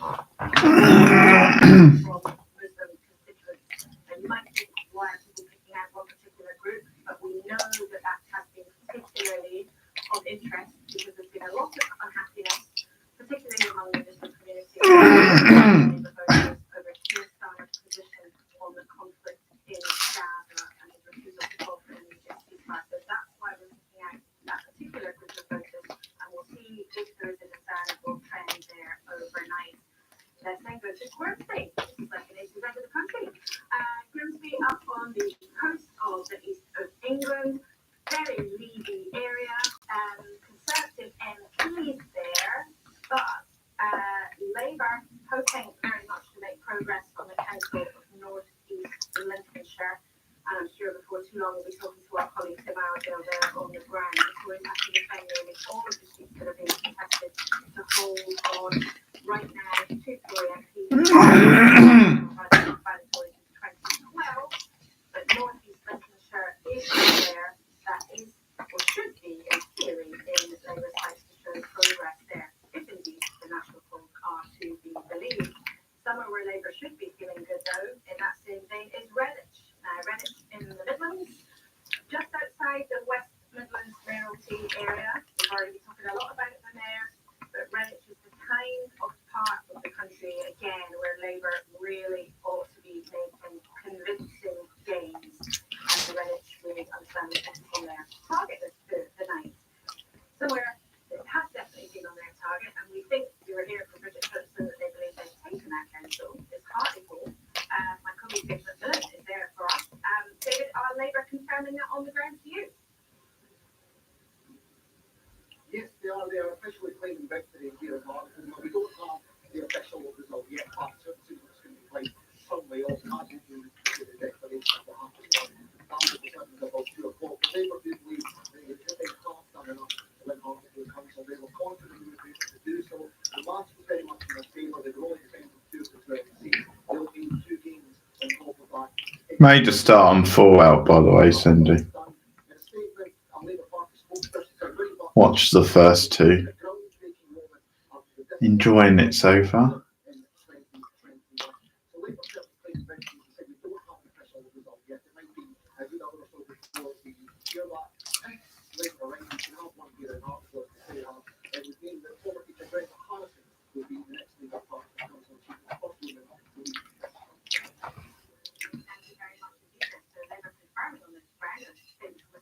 That they have taken Hartlepool Council. Now, we've been talking just there about what's happening in the Northeast. Rita, so let's go to a different part of the country. Where can you show us what's been going on? Hertfordshire. So it was not happening theoretically. Well, No, you said you weren't watching it. Let me show you just where it is. For those of you that don't know, come leaping out at you. There you go. Something about you don't like to be watching more than one show at once.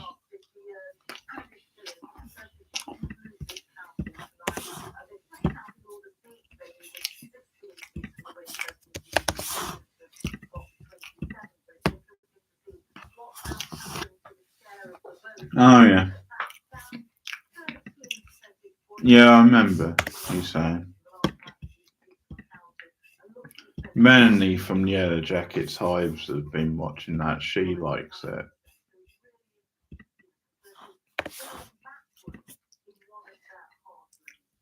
little earlier, we were talking about Newcastle. I promised to update you as more results were coming in. We've now got 6 seats counted here, and they're still counting, as you can see. And let's take a look at the share of the vote. Interesting, isn't it? Labour down, Conservatives down 8%, and it's the Greens and the Liberal Democrats who again are benefiting. And I can tell you the Greens have taken an award of Labour as well within that. So Newcastle's starting to take shape. The Dems have also taken 2 seats as well of Labour. So we'll keep coming back and I'll keep bringing people. Laura, thanks. She said that's really interesting. And I'm just hearing where the Dems and the Greens have taken place, particularly where the Greens have had made progress in Newcastle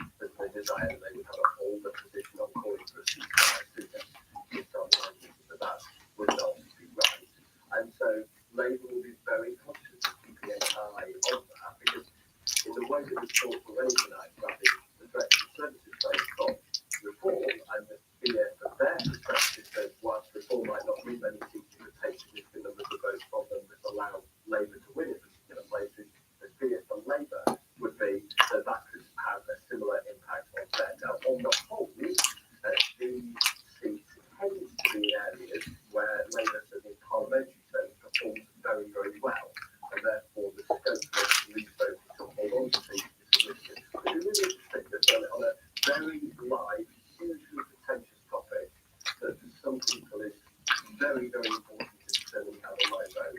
Let's see as the night goes on if the likes of that result that we just saw in the LSEG board in Newcastle plays out around the country. And it's interesting, isn't it? Because traditionally, of course, there's been some moments where it has made a very big difference. But traditionally, foreign policy is not often something that shifts significant numbers of votes in the UK. Quite. And yet, something going on in the Middle East in the last 6 or 7 months that has been hugely dominating into headlines, that is hugely polarising, angering for many people, when every prospect that conflict is going to remain salient and useful in the months in the countdown to the general election. Just a month or so back, I was in Rochdale to do the by-election, another area in Greater Manchester with a significant Muslim population. And yes, there is that sense, isn't there?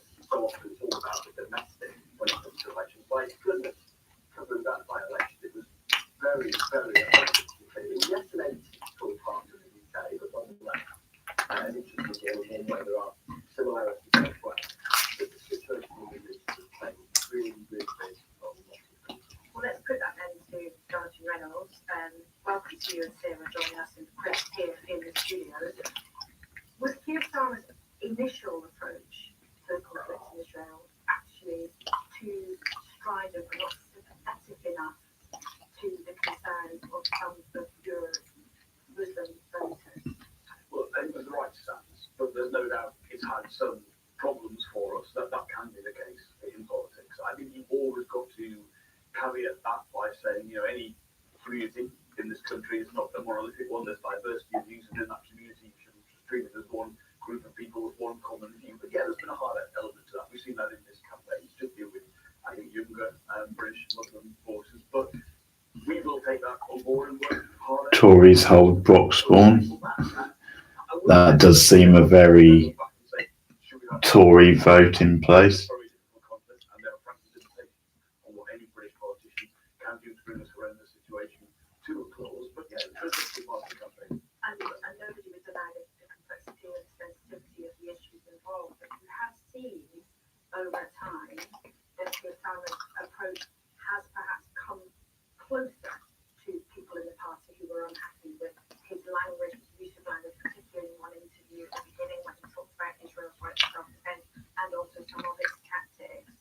Do you think you should do more, not just to work with, as you said, to work hard with those who've been disaffected by it, but actually maybe to show some acknowledgement to them that he acknowledges he's really upset some people? I think our position, as it stands today, is the right one, which is to call for immediate ceasefire, say humanitarian aid has to get into Gaza, that we want to see this conflict come to an end, but there are still two sides to a conflict, and both have to agree to a ceasefire, and if only we could bring those two sides to a ceasefire, that's what we would want to do. We'd have to clarify, you mentioned that facility, we'd have to clarify that, but I would say again, there are not easy positions on a conflict, which is polarized so difficult. I understand how strongly people feel. I imagine all of us feel very strongly about that conflict. And how concerned are you about losing significant numbers of votes tonight because of what's happened? Well, we want to see across the whole of the United Kingdom not just success in the contest tonight, but progress towards Labour winning support in the areas of the country we have to win in order to form a government. So every voter in those areas, every voter in these contests is important to us. And I think when we get the aggregate results, when we get the full picture, we will see that progress being made for benefit of the night. Okay, we should remind people, as you say, the full set of results will take some time. Just remind you of some of that chronology. We'll get a lot of council results tonight. We'll get the Blackpool South by-election tonight. We might possibly get one police and crime commissioner result tonight, but a lot of them will come in there tomorrow. The big mayoral result in Tees Valley will be tomorrow afternoon. The West Midlands mayoral result will be Saturday afternoon. And then if you're still with me by then, the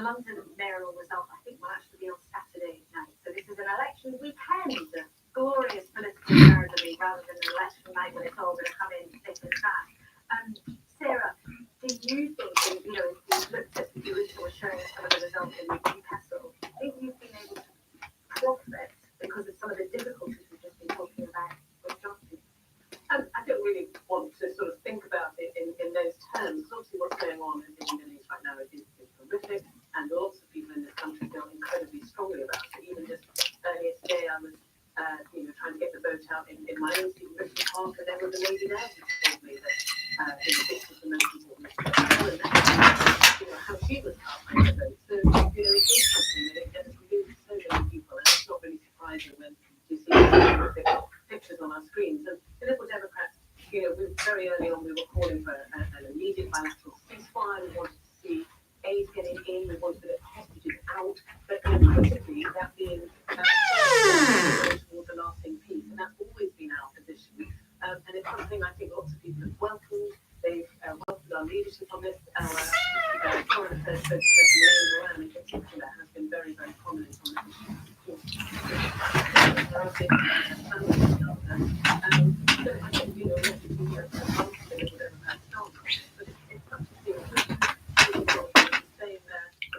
it's a very, very complex conflict. I think I don't really want to start talking about a few council seat gains in Newcastle in that context. Although it's very controversial, very sensitive, and very complicated, but also voters do want to hear what their politicians believe and what their politicians think the solutions are, and then sometimes they have very strong reactions to them. But for Liberal Democrats here around the country, aside from that issue, what's been coming up on the doorsteps? by and large, it's actually the more bread and butter things. It's about not being able to get an appointment with your GP. It's about not being able to see a dentist. Lots of people are extremely concerned about the quality of their local environment, particularly, as you know, sewage in rivers is something that really, really upsets a lot of people. So those are the sorts of things. It is about their local environment and their local services. Time and time again, I'm hearing from Conservative voters in my seat in particular, but elsewhere, that they are sick to death of the Conservatives, that the Conservatives are not listening to their concerns, that the Conservatives, are just taking them for fools in many ways, and I think that we will see significant falls. Okay, well, let's talk on exactly that, because we can show you from our numbers so far what's been going on with the vote share that we're able to calculate by collecting statistics in different pockets of the country. So this is the change since 2021, the last time these seats were up. And you can see there the Tories down by 15%, Labour up by 4%, which is, distinct but not convincing. And they had a bad year in 2021, the Labour Party. The Tories had a very good year. You can see the smaller parties there, the Lib Dems up by 1%, the Greens up by 5%, the Reform Party, which back then was the Brexit Party, up by 8%, and the Independents there, you'll forget lots of hard-working individuals standing in councils off their own back. However, let's look down at the change since last year. Now, this is really interesting. This has been a terrible year for the Conservatives in all sorts of ways, theoretically a good year for the Labour Party in all sorts of ways, with very significant national poll leads, but look there, vote share down by 0.4% since last year. The Conservatives down by 3%, and the Lib Dems down by 2% too. And the Greens benefiting by 2%, and the Reform Party, REF there in the turquoise, gaining by 4%. Now, it is 1:26 in the morning. This is our first stab at what the change in the share of the vote is going to look like. So it is early days, as I say, but these are calculations that are put together very carefully. And as things stand, it looks like since last year, 2023, maybe there hasn't been very much change at all. And that is what our early analysis is suggesting, that where there's no Reform candidate standing, there doesn't seem to have been that much movement between the Conservatives and the Labour Party since last year.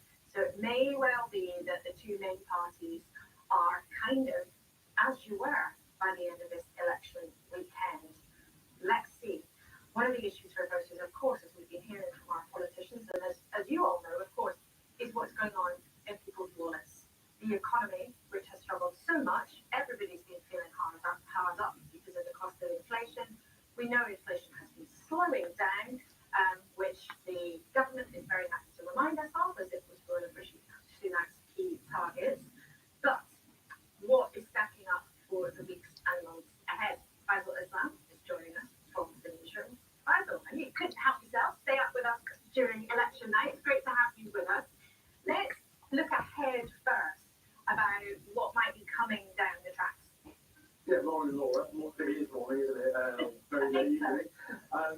Yeah, I think when whatever the numbers you guys are crunching in terms of the ripple impact, both the public in terms of general election, but also in terms of the argument down the street might have to make with their own MPs if these results disappoint.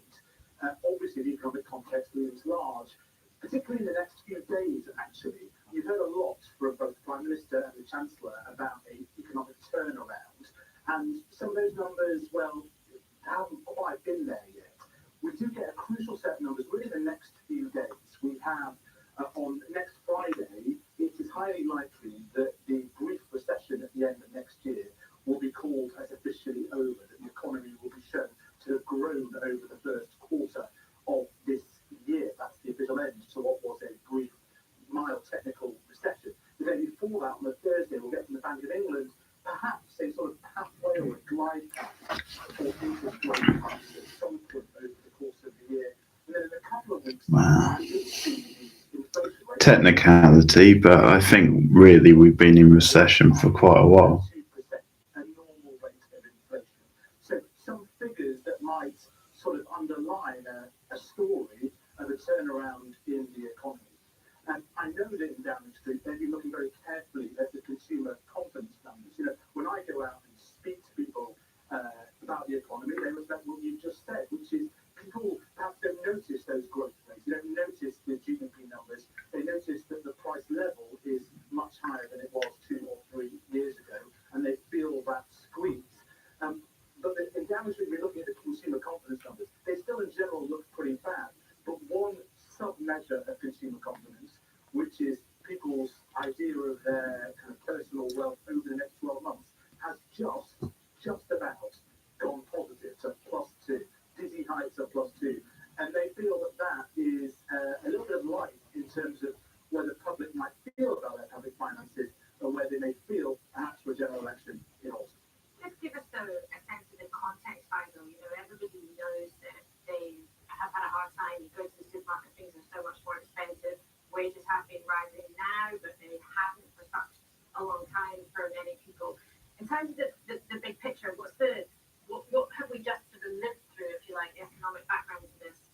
We lived through an unprecedented squeeze on living standards caused by double-digit inflation, which has eaten into everyone's living standards. Right now, though, wage growth is just ahead of inflation, so real wages are rising again.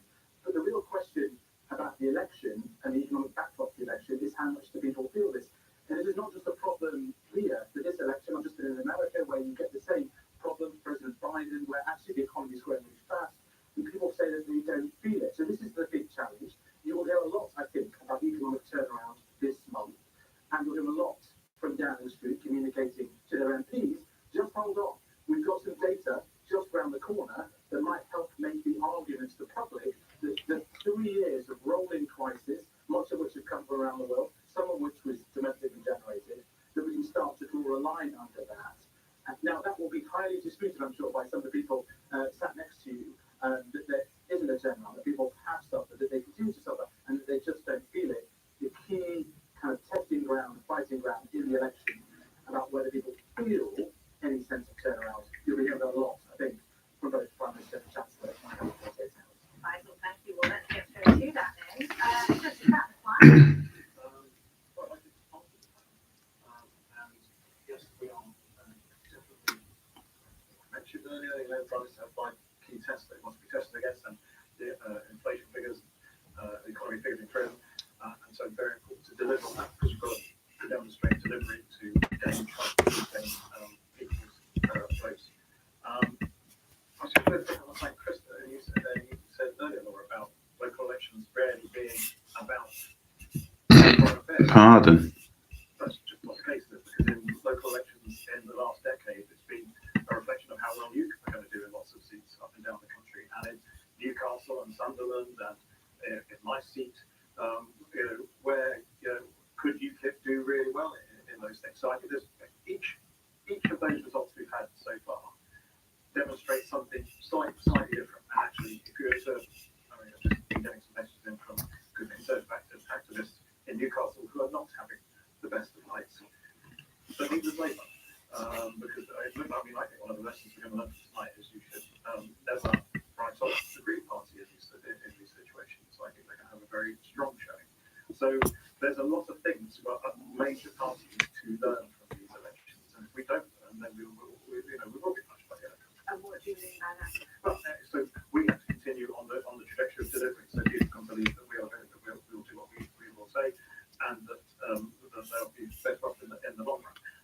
But we also have to make sure that we deliver on the 5 pages that the Prime Minister set out. And as we talked about earlier, stopping the votes and getting those numbers down is really important in that space. And so immigration policy is going to be a key factor in that. And trying to have a grown-up debate about immigration without going into extremes is a very important on us all to make sure we can have that debate representing views appropriately, but not allow the extremes to take over. Do you think that's been happening? No, not yet. But I think it's I think it's very important that the major political parties reflect on language in this space. Who are you thinking of? Well, I'm actually thinking of Wes Streeting, to be quite frank. I think it was disgraced a couple of days ago when he called the Conservative candidate a white supremacist or equated it with it. And I just think you've got to be very careful about that sort of language in the mainstream. Johnson, do you want to respond to that? Well, first of all, I think it's genuinely remarkable to have a major party candidate for a position like Merkel, who is, for instance, praised Enoch Powell. I mean, to me, I just can't fathom the decisions the Conservative Party made around this candidate selection. But that is for you. We will see the results for Boris Johnson. I mean, we will keep. They still do. I know that's British public, isn't it? Anyway, but on the point on the economy that he gets the money, the points that Michael was making. I mean, look, in the next election, the British people will be worse off than they were in the last election. That's the context they will look at that in. They will look at their public services where the NHS has reprobated, where their train to work doesn't arrive, where their kids' school might have been closed at the start of term for the concrete issue. The sense that nothing is working in Conservative Britain, and it's not 2 or 3 years, it's 14 years. You can't get away from the fact you've been in power for 14 years. That is the record you will be judged upon. And I think, in the campaign, I'm heartened to see just how many Conservative supporters, former Conservative supporters are coming to Labour. But to be honest, the scale of the dissatisfaction of Conservatives, some will go to Reform, some will go to Green, as you've said. That is a very significant driver of how these contests are going to go. And again, you're right to say, I think, that smaller parties tend to do better in local elections. That's a feature. Of course, that's why you can't really compare, the vote share today to what you would have seen pre-1997 or, when you do those comparisons. You can compare it to last year and to 2021. So far tonight, you're saying the scale of dissatisfaction with the Conservatives is so enormous, you can feel it everywhere you go. But the scale of the change in shares since last year, so far, is tiny. That's not a great endorsement for you. Conservative Party, surely. I mean, last year their own expectation management was to pretend they thought they could lose as many as 1,000 seats. I'm talking about changing your share. I know, the Conservative Party, we're not in midterms anymore. This is election year. Surely we expect to see the Conservative Party do better than last year. They can't do worse. Well, I mean, what we have seen on the vote shares, if they are the same, is Labour winning seats from the Conservative Party that we've never held before. I mean, Whereas it pedaling back on expectation management of Labour from where we were 2 weeks ago, 3 weeks ago, which just demonstrates actually how much things can change in the course of an election. We went to Rushmore, I think, there when you do the early rounds. There's never been a majority Labour administration there. You're saying might happen today. So I think, let's be clear, the scale of what we're seeing here. Look at those seats, Wellingborough, places like that Labour is winning by-elections. And of course, we'll see it in the Blackpool South. Well, Labour are also losing seats to Greens and Independents in South Tyneside, wonderful part of the world, just near Newcastle. Now, there's no danger that they'll lose the council, but we are seeing Labour not gaining in places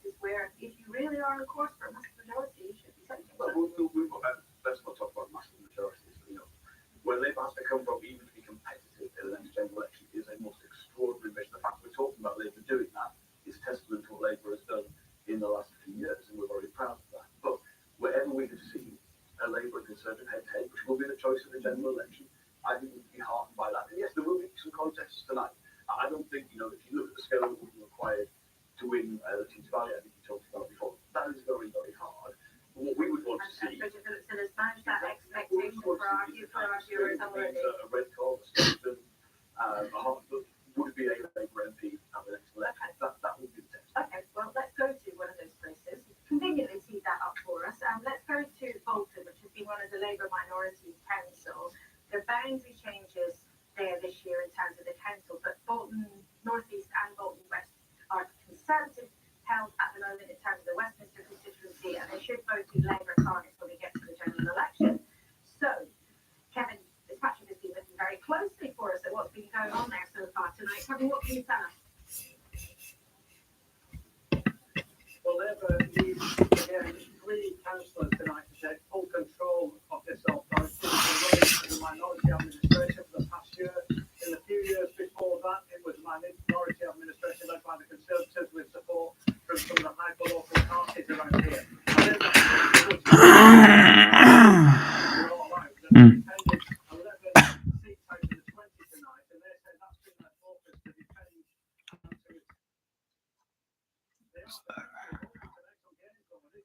I forgot the headphones were off. And if they do pick up those seats from the Conservatives, then the Tories here are saying that would be a severe blow and a real indication of a poor night in terms of prospects, because they are Conservative strongholds. But it is being talked about tonight, like these two of the council seats where Labour never held them, that they could potentially take them. Beyond that, the Workers' Party of Britain have a couple of candidates here. George Galloway, clearly he's talking the talk in Rochdale and in the boroughs around here. There's no real expectation that they're going to have a big impact. But in the last decade or so, hyper-local parties, mainly on the edge of this borough, have had an increasing impact. They've been the kingmakers in the last few years with the Conservatives, and they're certainly going to play their part as well, tapping into that sense of frustration that we found in this area, that there's a feeling that the people on the outside of the borough feel that all the money and the focus tends to be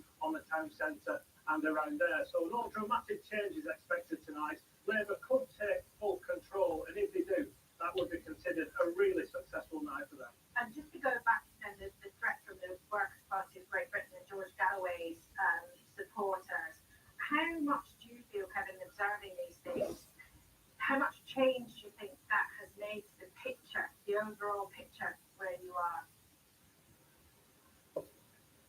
Well, if you look at Bolton, it seems to have had little impact at all. But just down the road in Rochdale, clearly that's where George Galloway won that eventful by-election back in January. He's fielding 13 candidates in the local elections there and talking up his chances of sweeping change through the town hall, as he's kept saying. The reality is, though, the expectation on the ground is that potentially pick up between 2 and 6 seats there in the areas around the town centre, with a large proportion of Muslim voters in those wards. Next door in Oldham, though, the issue of Gaza, not necessarily George Galloway, but the issue of Gaza could see Labour lose control of that council. It's on a knife edge there. We had half an hour before nominations came in, 2 Labour councillors defected to an independent group where Gaza is their big focus.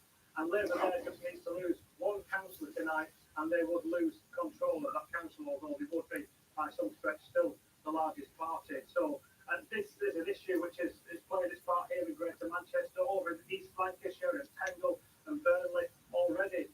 In the last few months, Labour lost control of those councils when a whole swathe of Labour councillors defected to become independents over the issue of Gaza. So it's certainly going to play its part, but where we're going to see the results come on that are going to be in the counts later on today. Kevin, thank you so much. We'll be back with you later in the night. Fascinating to hear how those enormous international issues have been playing into very local political contests already. Let's take you then to Grimsby, where the Council of North East Lincolnshire is being hard fought. Quite a bit of deflecting recently. Between 2 Conservative MPs, and Great Grimsby and Cleethorpes will be a Labour target when we get to that general election, whenever that is. Our man there for us is Tim Iredale, our political editor in that part of the world. Great to talk to you, Tim. What's going on there tonight then? Laura, I can tell you there are some furrowed Conservative browns here in Grimsby tonight. I think it is fair to say that in the past few minutes, the Tories have suffered 2 losses to Labour. Now, going into these elections, the Conservatives have a sizable majority in control of North East Lincolnshire Council, but the Tories are defending 11 out of the 12 seats up for grabs tonight. And they're not confident at retaining many of those seats. So we fully expect that more seats will go from the Tories to Labour, and the Conservatives could lose control of the council. It is still likely they will be the largest party here, but not because it just could go home. And the context of all this is that Grimsby, where I am right now, is a classic red wall constituency. It was won by the Tories back in 2019 after decades of Labour control, 1945. Jim, and what have the issues been when you've been out about talking to people? What were the big votes? Lots of issues, but I've just spoken to the sitting Conservative MP for Great Grimsby, Leah Nietzsche, and she says it's all about levelling up. Voters are frustrated that they're not seeing the economic changes that they voted for back in 2019. Now, she argues that there has been some investment here in Grimsby and neighbouring Cleethorpes, but nowhere near enough, perhaps, to persuade people to stay loyal to the Conservatives in the local elections. So levelling up has played out big here. There are lots of empty shops here in Grimsby, and the local MP, local Tory MP, admits that the pace of those changes just hasn't happened quick enough. Thank you very much indeed. Really interesting to hear that. We'll be back with you later in the night. Thank you for that so far. Now, it is 1:44, and we can give you some more results of the councils that have been coming through so far. South Tyneside has been held by the Labour Party. Not a surprise, but we have just been hearing the Greens are taking some seats off them, and we will be speaking to the Greens later on in the evening, or the morning, I should say. Newcastle has been held by the Labour Party. We'll hear more from Rita on that in just a second. Chorley, a Labour hold. That's Speaker Hoyle's part of the world. That was never in doubt.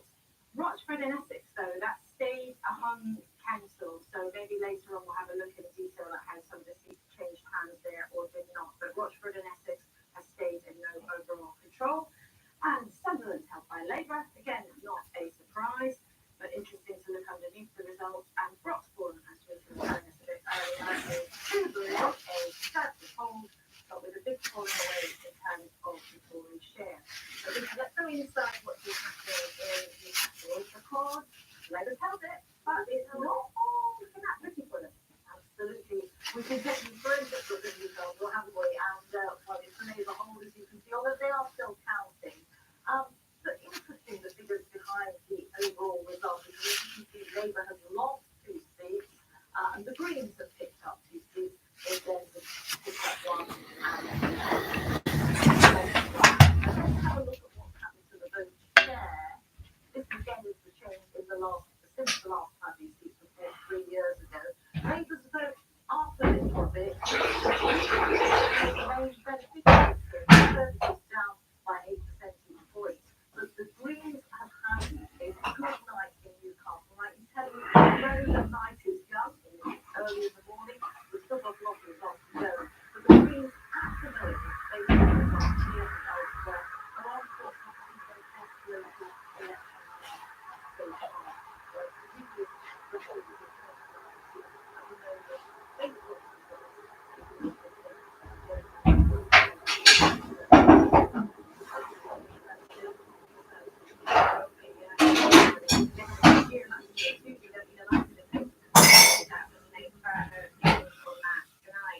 Chris, just in terms of things what's happening in undergrowth exercise with smaller parties taking down the expenses of labour.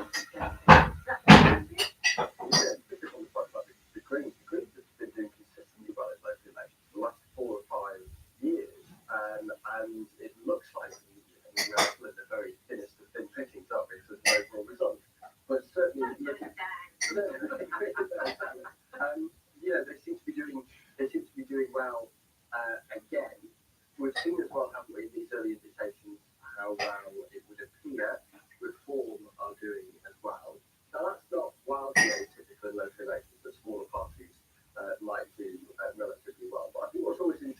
how well they do, given that they don't get anywhere near as much publicity, particularly as Labour and the Conservatives, and I guess people are voting knowing that they are not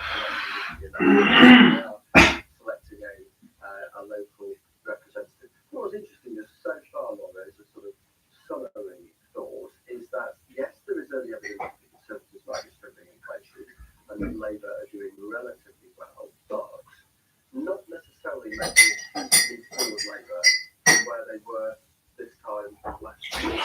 Given where the polls have been in the last 6-7 months, maybe you would expect that to have been the case. As I say, it's remarkably early, I would say. Exactly. To remind you about the chronology of the next few days, we are going to be getting more and more council results as we are spending time together towards 6 a.m. It's going to be a live show will be tomorrow, Tuesday.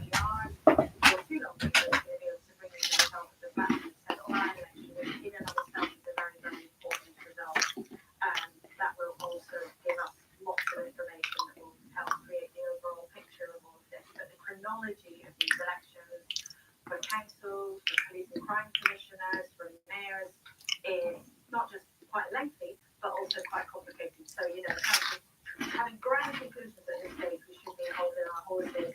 But there is really interesting trends. And I used to point to see some of what you see, whether it's in South Tyneside seats going to the Greens there, or Greens and Lib Dems benefiting from Labour in Newcastle. No, to be honest, partly because of the size of the sample. But if you think about Newcastle graph, you should. I mean, if you have a situation where your vote share's gone up and you've lost seats, it's about the other votes moving around the other parties. So we don't know very much. I'll go back to the fact that, first of all, if we had a repeat of what we saw last year, there's no rallying in the Conservative vote as we get closer to a general election in an election year, well, that would be very promising for Labour. And again, when we get the kind of data which will tell us in those key parliamentary seats, which are Conservative at present, and we want them to be Labour, are we making the inroads into those seats that return Labour MPs in the Labour government? That's what will tell us. As you can see, there's a picture of what's going on in Hartlepool, a picture of a lucky ship. Of course, Hartlepool, the proud maritime history, and it does appear Labour has told us they're on the ground that they are going to take that council, and you've told us you do. But it's a no-brainer for you, though, to be taking Hartlepool at this stage. It's honestly not a no-brainer. People talk about quite rightly Labour's turnaround since 2019. Let's just go back to the Hartlepool by-election. I mean, I'm from that bit of the northeast, and there's a lot of rivalry with the northeast. I grew up, in Sunderland, and I'm walking around Hartlepool, and it was tough. It was really, really tough, that contest. We had very few councillors on the ground. Actually, I was shocked by how that base, that Labour base, has been eroded over time. To be sitting here, all the kind of results that we've seen, to see Hartlepool being a Labour council again, that really is a significant turnaround. You don't get it, by just the votes coming to you because they're happy with the Conservative Party. It's a complex situation there. It stands as a testament to how Labour has turned itself around, how we've turned ourselves around over the last few years. Sorry, isn't that no proof of just how far you can go in the past, rather than necessarily how much progress you've made relative to where you need to get to? Well, it's both. I mean, the base we're starting from was not an easy one. I mean, people go around constituencies today remind me that in 2019, when that exit poll hit, my own constituency was on that list of northern seats that looked like it might be going Conservative for the first time. So the scale is very, very challenging. But the seats we have won, particularly in those by-elections, beyond our wildest dreams. Let's be frank about that. Seats that are not even ones they would need to hold for a majority government. This has come way beyond those expectations. And then, of course, we factor in things like Scotland, where particularly significant turnaround in Labour's fortune. I think it's also that they've got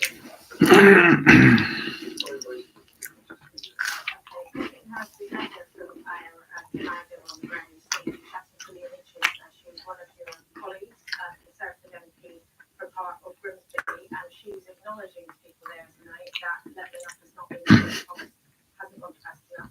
The things that were vowed to people have not all materialised. You can't turn around 30, 40 years of Labour underfunding of these areas in 4 or 5 years, and there has been significant progress. But people are right, demanding to see more, and I believe they will see it being delivered. I mean, just to go on Jonathan's point, this set of elections in 2021, my party was in the 40% mark in national polling. It was was one of your colleagues on the vaccine counts election for the Conservatives. We were definitely right high. We took half the pool. I think we are definitely not in that same position at this point.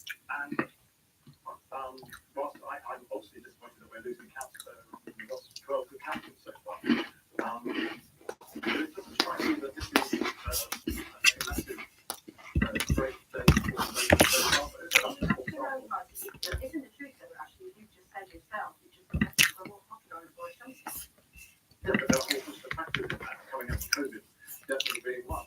I was in a business in North Island earlier today who wanted to thank Rishi Sunak for the furlough scheme, because without that, they said they would have gone under, they would be trade. There are a whole host of factors that were in play in 2021, mostly around the pandemic and the handling and the vaccine rollout, which we are rightly proud of. But the problem for you is that voters. The beach. Yeah, we've got a beach.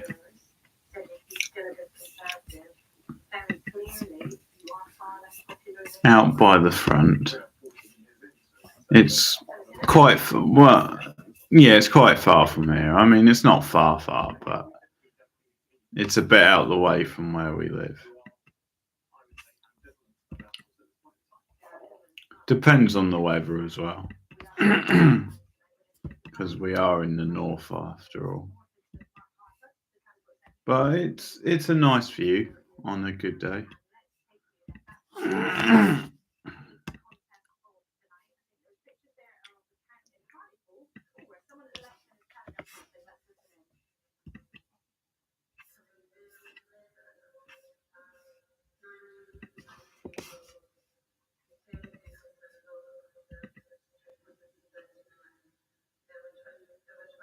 Mm.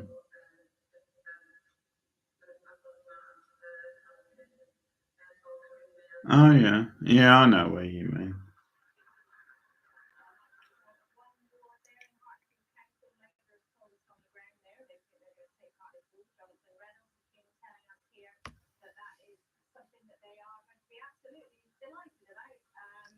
Overall result from Hartlepool, though, is not yet confirmed. So I think what we were just hearing there was the result of one ward that was being announced as the night goes on. But as soon as we have an official result from Hartlepool, we will let you know. But it's good to hear returning officers giving us updates, even if it was rather hard to hear. However, let's hear and listen with careful attention to our colleague Helen Catt. Now, Helen, you are at one of the big stories of the night. We don't know which way it's going to go in Blackpool South in the by-election. Although you were already telling us a couple of hours ago, Labour seems pretty sure of taking it, but the contest is between the Tories for second place. But can you give us an update, at least on when we might get the result? Okay, thanks, Cindy. Well, I'm on again tomorrow night for the horror stream, so probably see you then.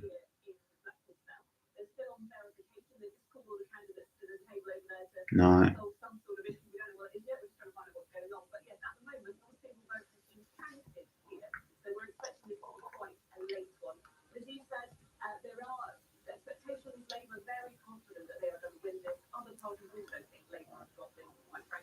So that is the expected result that we're thinking we're going to get for whatever time it comes in the morning. And what is less clear is what's happening with the other parties.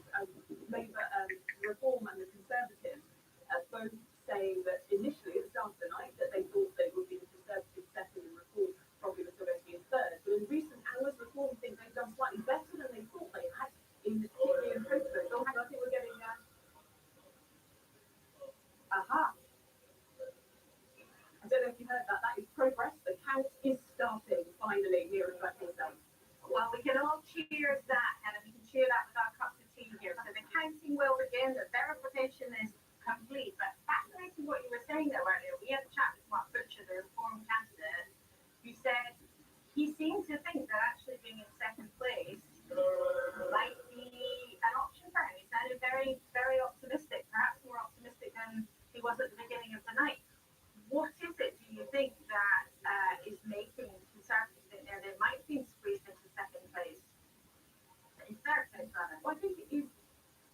Third place. Well, the Conservatives got a big area, still thought they were hanging on to second place. It's more just that reform thinking. So they looked at when they started to see the polling that's been done here, that they think that they could do better, particularly the postal ballots, than they thought they had previously. Reform were also saying that they thought they performed very well with actual in-person voting today, but until we start to get the counting free, I think there may be a slightly clearer picture of that will emerge. Okay, Helen, thank you very much indeed. And wave at us if there seems to be more progress. So we're glad at the very least that the hardworking activists can now actually get on with the important next bit of the task. Helen will talk to you a bit later on in the programme. Let's just quickly have a chat with Mo Hussein, who used to work as a Conservative Special Advisor. Thank you for your patience and hanging on to speak to us tonight. It sounds there, from what Helen was telling us, that the Conservatives may well end up in third place in the Black Protest by-election. We're not confirming that, but that seems to be the way that it is going, according to our intelligence on the ground. If that happens, what would be the reaction of the Conservative Party that you know and understand so well? Well, it would be hugely concerning. MPs are already jittery and they have been for a while, and there's a real prospect for Pardon. so Labour from the left and then Reform from the right. And if Reform end up polling well and get an increased vote share, then the pressure will be on again. And I think that leads to, on the Prime Minister Day, that leads to quite an existential question for the party in terms of do they move more towards the right? And you've seen in the last week or so this choreography of announcements from Number 10, the red meat around welfare reform, around Rwanda passing in the Commons and around defence spending, or do they try and appeal more to the mainstream and capture some of the voters that they may lose from 2019? So I think it does cause a lot more problems for Number 10. And in terms of what they could do to try to rectify that, what would you be saying if you were still working for them in government? Well, it is really, really challenging because you have to make a decision, and each decision you make, somebody is going to get annoyed. And you've seen this movement for the Prime Minister where you have tried to go more to the right, and therefore you alienate parts of the Conservative coalition, which is what it really is. The moderates, the One Nation, the harder you go on immigration, on other issues, you will end up leaving somebody out. Or if you go more to the mainstream, you will possibly lose more voters to Reform. So I think it is a bit of a catch-22 situation. You cannot be doing things to all people. And I think the one thing that will hear a lot from Conservative MPs and spokespeople is Tea Valley. That will be the buzzword, and that will be a protective shield for the Prime Minister if that is retained. And that will last for a while, but MPs will still be quite nervous because looking at the underlying results on the local election, what it means to them in the upcoming general election, that's what will be of concern for them. And they will also remember that, Ben Hampton has campaigned without really even mentioning the Prime Minister or the government, and in fact has invoked Boris to try and help him. So all of this, I'm afraid, does not bode well. Thank you very much indeed for joining us and for your patience in hanging on. It just makes me think of the Minister said to me today, there are lots of places where panic could come. Let's see where we are by the end of the day on Saturday. We can bring you a consultant. Second Tyneside Council has been held by the Labour Party. You can see there are 28 seats, the number they needed for a majority. But there's something really interesting. 15 being taken by independents. 11 to the Greens. So I knew the Greens were doing well, taking some off Labour there. But look at that, Labour losing 10, independents gaining 9, Greens gaining 2, Tories losing 1. So we'll try to get to the bottom of what's going on there in South Tyneside. But quite a dramatic shift around there. So that will be interesting. We'll try to get to the bottom of that in the next little while after the news. I'm going to say welcome to Mark Harper, the Transport Secretary, who's just joined us in the studio. Nice to have you with us. Jonathan Reynolds is still here, and also Sarah Olney from the Liberal Democrats. We'll be talking to you in a few minutes' time. Let's tell you where things have got to in terms of the total tally on our giant tower. Labour have 89, they have been 1. Conservatives 19, losing 15. Lib Dems 16, gaining 1. Independents there, look, 14, going up as they live in South Tyneside, and the Greens gaining 4 so far to them to 7. So things starting to come in. An interesting picture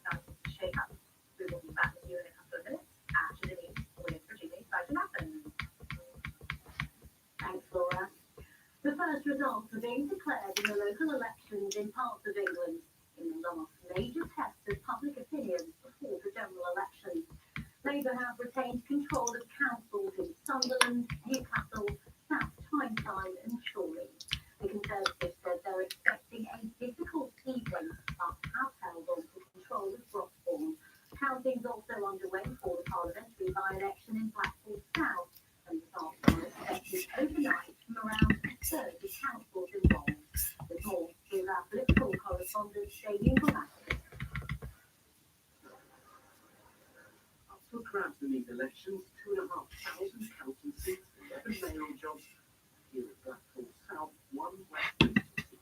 So the consequential battle to Labour until they can take it off the Conservatives. Well, the post result we'll look for is the Blackpool by-election, which is the only result where Rishi Sunak and the government are really on ballot paper. If we can gain that, that will show real progress on the way to the coming general election. And this is another place Labour say they're making progress. Hartlepool, controlled by the Conservatives, wresting it back would be symbolic for Labour. Tories are hoping that mayoral vote, which isn't being counted tonight, will be different. And Labour have other targets too.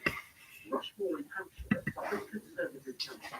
Conservative minister here at the party braced for losses and seats won back when Boris Johnson was Prime Minister. The last time most of these seats were voted was in 2021, where we had the effective vaccine bounce as we rolled out the COVID vaccine. That was our best set of local elections since 2008. So that's a very high base. So compared to that, it is going to be difficult to achieve on that. In Hull, an alarm evacuation.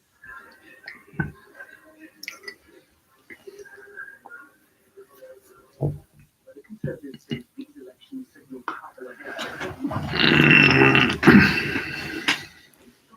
Where they're counting the car park, Liberal Democrats can make gains in Labour. They're most focused on the places they face off with Conservatives. Across the country, we've heard that people are absolutely fed up of the Conservatives. And across the blue wall, lifelong Conservatives are switching to the Democrats, who are very optimistic. People want to cast a verdict on the Conservatives' full record on the NHS care, on the fact they've allowed water companies to pump their sewage into our rivers, and the cost of living crisis. In Grimsby, Conservatives are facing a tough night too. They've controlled the council since 2019. They see support eroding here. What happens if Labour will be targeting the general election? This BBC. In other news, John Swinney looks set to become Scotland's next First Minister. But his main potential rival, Kate Ford, said she wouldn't be standing for the leadership of the SNP. Instead, she's given him her support. Mr. Swinney's the only candidate to put himself forward, but nominations are open until next week. He said the SNP was not as cohesive as it should be and pledged to create a modern, diverse and dynamic Scotland. A man's appeared in court charged with the murder of the schoolboy Daniel Andoran in North East London. Daniel, who was 14, was on his way to school and he was fatally found in Haywards on Tuesday. Marcus Monday, 36, also faces several other charges, including 2 counts of attempted murder. To the US, President Biden has urged pro-Palestinian protesters on university campuses to uphold the rule of law. There have been further clashes between police and demonstrators in a number of cities, including Portland in Oregon and Washington, D.C. Earlier, riot police dismantled a camp at the University of California in Los Angeles. The protest against the war in Gaza has spread to around 50 campuses, with more than 2,000 people arrested across the US in the past fortnight. The Foreign Secretaries met with President Zelensky in Kyiv to discuss the military equipment being sent to Ukraine by the UK. Lord Cameron said it would include precision-guided bombs and air defense missiles, which could be used by Ukraine against targets inside Russia. In terms of what the Ukrainians do, in our view, it is their decision about how to use these weapons. They're defending their country. They were illegally invaded by Putin, and they must take those steps. We don't discuss any caveats on those things, but let's be absolutely clear. Russia has more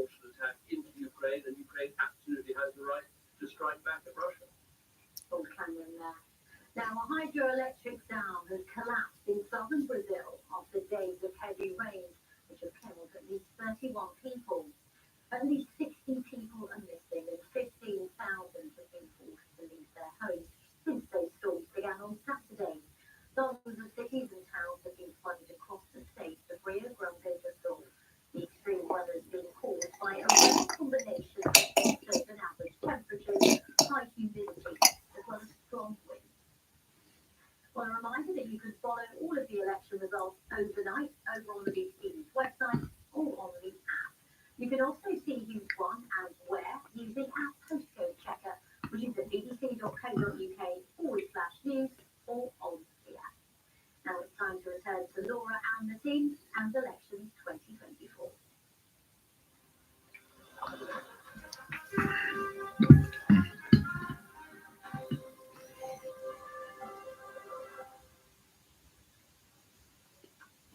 Welcome back to Election Night 2024 on the BBC. We will be with you through till 6 a.m. as results start to come through the night. Let's show you the tallies so far. Not that many results in, but they are still interesting to pick over. You can see there that the Conservatives have lost 18 seats so far. Labour have gained 4 and the Liberal Democrats have gained 1. So a small number of results at this stage of the night, but we are seeing a share changing. We'll be talking about it a lot. It seems it might be kind of status quo where the big parties were since this time last year. But remember, we're looking at the last time these seats were fought back in 2021 too. So there are lots of comparisons, lots of complexities, lots of different kinds of races, councils, mayorals, and also a by-election, Blackpool South. We can show you the scene there where they are now finally counting the votes after taking rather a long time to verify them, but there they've now got fully underway. And that race is important because a Conservative former MP left in disgrace. Labour believes that they will win that Westminster seat tonight. The battle there that's really shaking up, maybe between the Conservatives and the Reform Party, which came out of the remains of the Brexit Party, and that battle there for second place. So that's a really interesting contest, and we'll be there soon. Let's show you the scene in Plymouth. Plymouth Labour gained last year after a split in the Tory group. Interesting because that's likely to be a very hard-fought area when it comes to the general election. The Veterans Minister, John Martha, has his seat there, and the other seat held by Luke Pollard, current MC Minister. So the Tories may well be expecting heavy losses in Plymouth in the southwest. Let's show you then counting starting to go on in Exeter. Look at all of those people who've been working so hard pounding the pavement now tonight, standing looking anxious at what the next few hours will bring. Let's then take a breath and check in with John Curtis about what we can conclude, if very much, at this stage in the night. And John, just before we hear from you, I want to show people the vote share change so far that we've got since 2021, and then we'll just keep that on the screen as we chat. Look at that. Conservatives down by 12. They had a very good year for government in local elections. Labour up 5%. So Labour had a terrible year in 2021.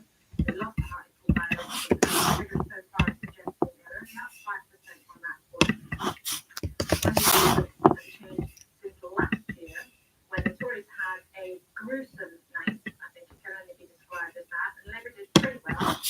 You see the change this last year in the vote share is 0.2% up by Labour, so only a tiny fraction. The Tories down 2%, and Liberals down by 3%, Greens up by 2%, and the Reform Party we've already been mentioning up by 3% too. So it's a really interesting context for that, isn't it? 12 minutes past 2 in the morning. John, what do you make of those kinds of numbers? Well, we are, of course,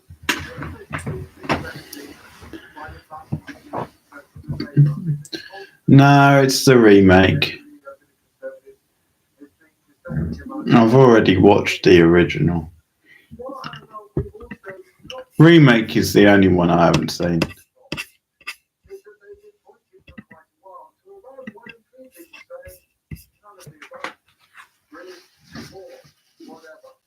And to extent, we should remember that neither Conservatives nor Labour are necessarily dominating the Israel election by now.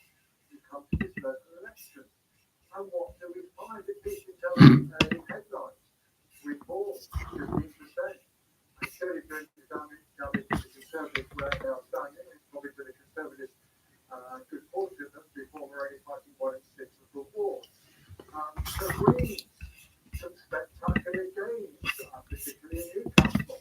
And you can see their vote up since last year. They didn't put their best performance yet in English local. They did good in terms of gains and losses. Well, when I last looked a month or two ago, the Greens were up 4 and Labour were up 4. And actually, independents who made most gains. So these early results, at least, and we'll see what the pattern comes up later on, but it is a kind of reminder that, particularly, of course, in local elections, but it's also there in the national polls.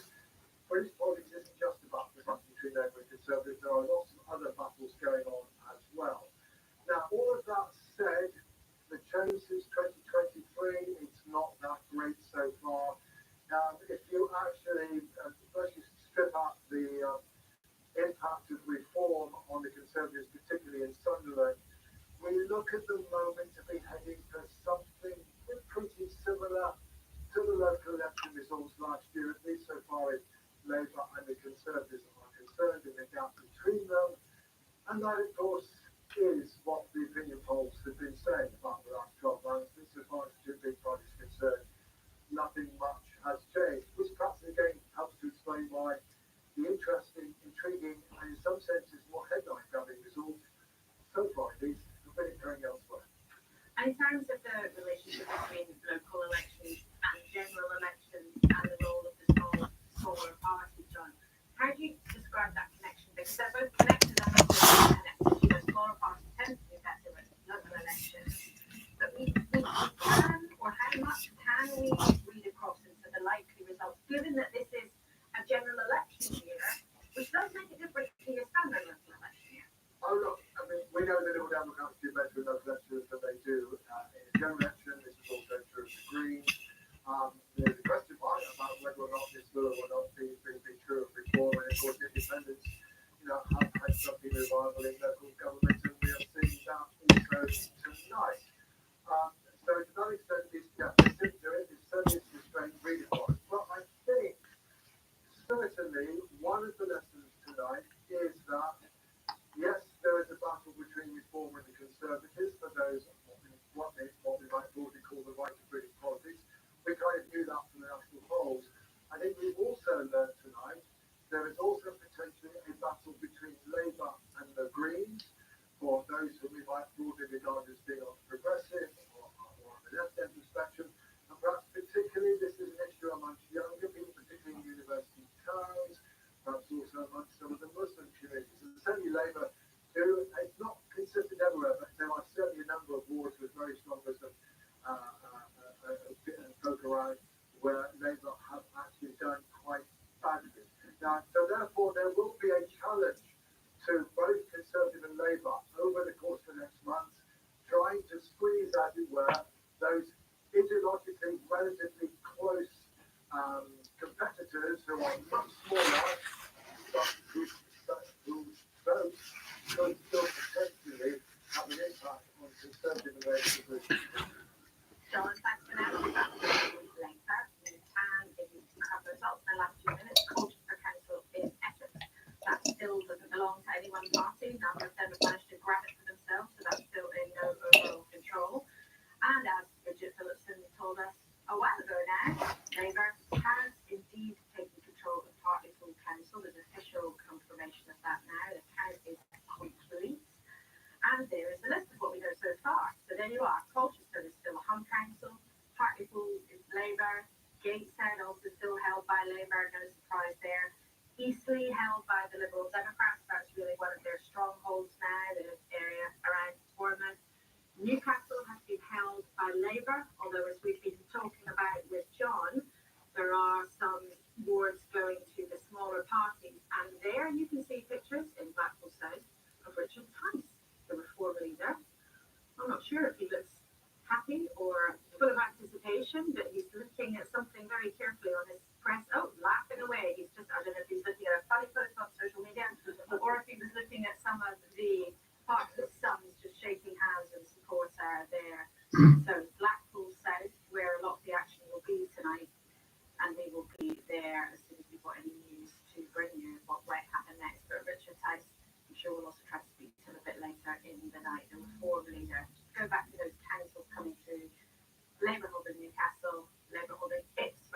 2.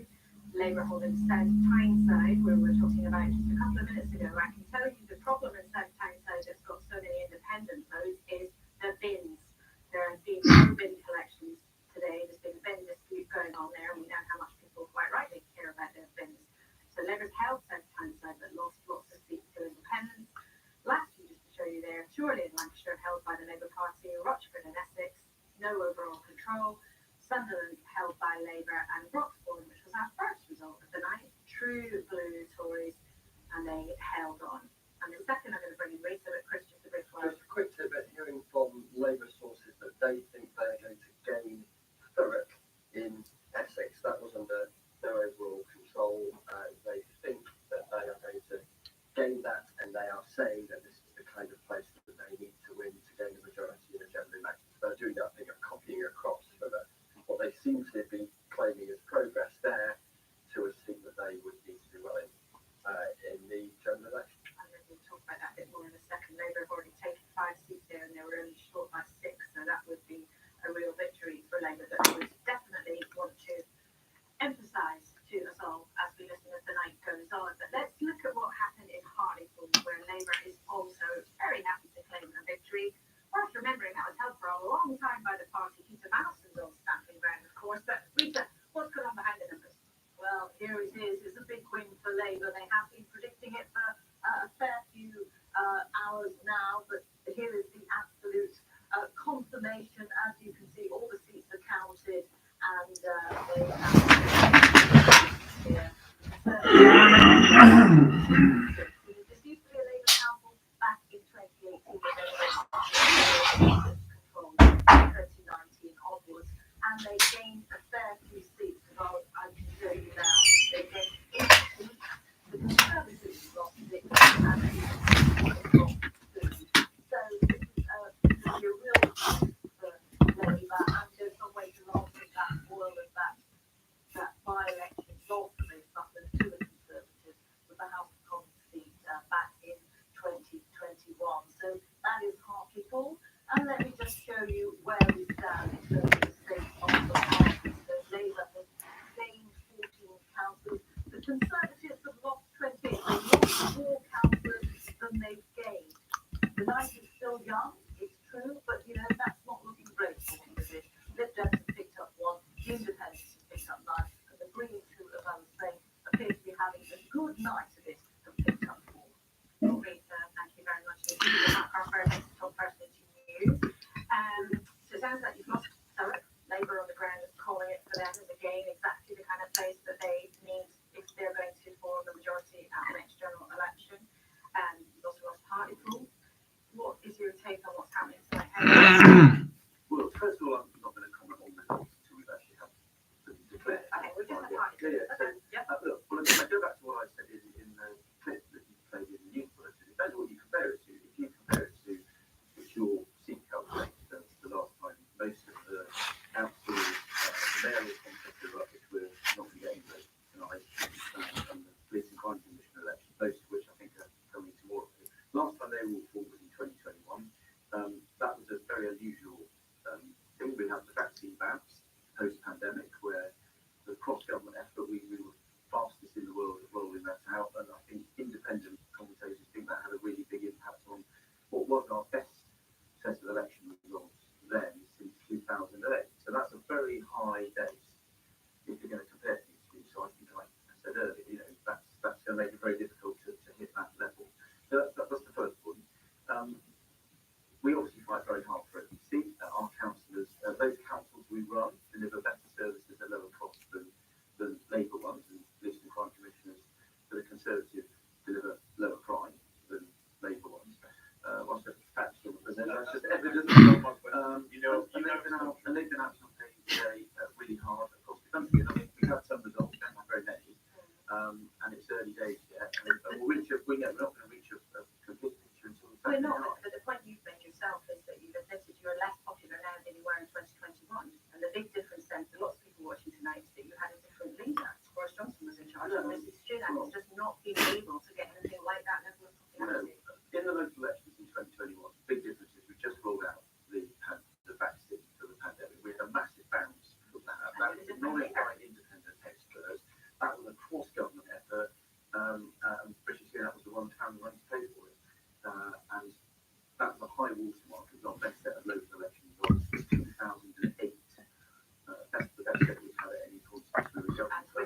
you was pretty much the worst that you just had. We just mentioned Thurrock there. Chris, absolutely right. We can show you now that Thurrock is still counting, but Labour on 23 seats, they need 25 for a majority, but they're on 23. Conservatives just on 12 seats there, and Independents on 6. Let's show you how seats have changed hands. Labour has gained 5, the Conservatives have dropped 6, and Independents gaining 1. Thurrock in the south east of England, I think Labour. Labour are making an argument that this is just becoming a place that they need to win a general election. Some Conservative sources I'm hearing from are making the point, and you can see other examples of this elsewhere in England, that this is a council that has had a really bleak time, has effectively gone bankrupt, and therefore had to crank up that council tax. And so with that, we might be seeing an element of a local response to that. Curiously, a couple of hours ago, talking to some Labour sources, they were saying exactly the same in Birmingham, which is a Labour-controlled council, in terms of the effect that they think that might have on their performance in that part of the West Midlands in the mayoral contest there. So in and amongst the national picture they inevitably were trying to paint, there can be very significant local factors that might motivate voters in a particular direction in judging the capacity of a previous administration to either run their local services well or the amount that they're charging them. And you have these the 50% downside, but it's going for we saw to be a very significant change around there. But just to be clear, is Labour calling the Thurrock result now? Because by our numbers, they might still be short of the majority, even though they've gained seats. But Labour, they are. So they think that they have the numbers once the counting is complete, then gain control of the council there. And they're supposed to say that people of Thurrock have sent the Conservatives a message that they want to change. So that's the argument, the spin, if you like, from Labour, but with some very particular local factors. It would seem to be playing at least some role. Council tax rise of 8% is not certainly insignificant, particularly when people have been through hugely high inflation for a while. Let's just show you some pictures of other things busily going around the country. You see some counting there, Blackpool Sound. They are really getting busy now after a bit of delay earlier on in the night. Perhaps I need to show you the scene in Oldham. People are busy there too, getting on with it. And the results don't feel like they're faster than they were in the first couple of hours. There's a scene there in Exeter. Now, I always wonder what's going on in people's minds. Are they thinking about the cameras being on them, or are they just looking there because they're like, no, we're really not. Well, let's ask all of you then. What does it feel like when you're at a count? You really don't take to see on the cameras. That's you're definitely but look, I can just pick up one point you were saying earlier when you were talking about the results, about what they tell you about the conversation about the general election, are they doing well enough, and how we do. So obviously, if you're looking at council results so far, that's all you've had. I'd also say you've got to look at some of the mayoral contests, some of the big ones that are up. When I was campaigning in last week in Ben Hatch's area, in the Tees Valley, that's an area where Labour have got to be doing well.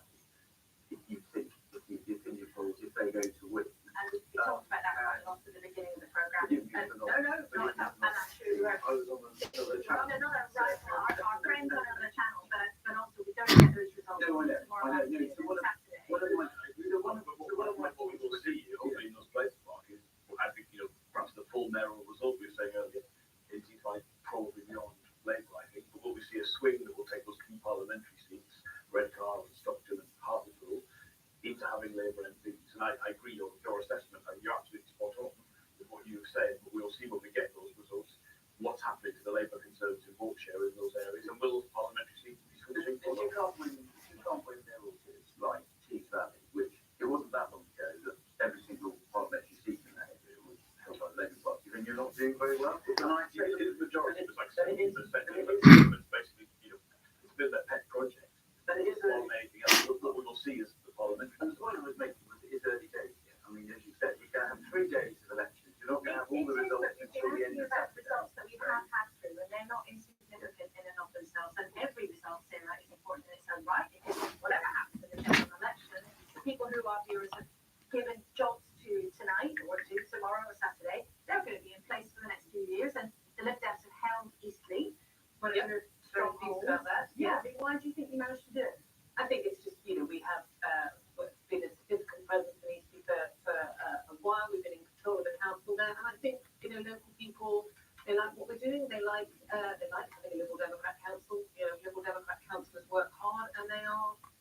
we're getting rewarded at the ballot box. But I think also there is a lot of disillusionment with it. We're finding this time and time again. I'm certainly finding it when I was speaking to my voters on the doors in Richmond Park today, and right across London. I've mostly been in London for these local elections. But I think, just to go back to Mark's point, we are going to see, we're expecting to see gains as we go through. We haven't obviously seen a huge amount so far. These are not necessarily our areas of strength that have been reporting so far. We're expecting to see gains. We're expecting to see good progress, but specifically in the areas where we hope to win parliamentary seats. Talking of which, Eastleigh, right now, you've got two Conservative MPs there, Paul Howard in Eastleigh, Steve Fry, Winchester. He's a minister, but he's standing down next time round. Yeah. How confident would you be that you can turn? Hey Rachel, how are you? Just watching the local election results. Gonna head to bed soon anyway. Was watching Deep Space Nine earlier for the pilot stream.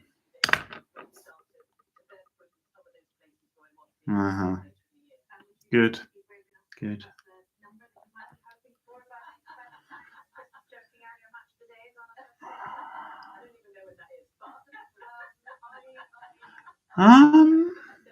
It's still early. Yeah, it's going okay. It's not everywhere. It's not the general elections. It's more like for mayors and councils, but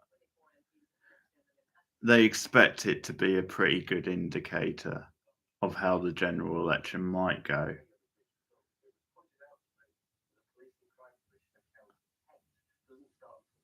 No, it's not my city.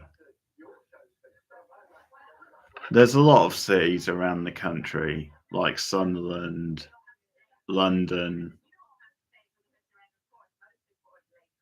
Thurrock. I'm just going to name the obscure ones that you'll never have heard of. Portsmouth.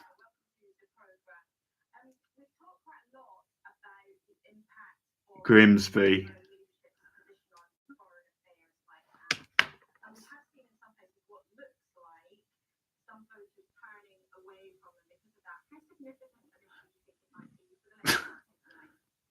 There's a couple that are near me, but my actual town, no, that this isn't for them, no. There's quite a few northern towns that are nearby though. Oh, is that from that?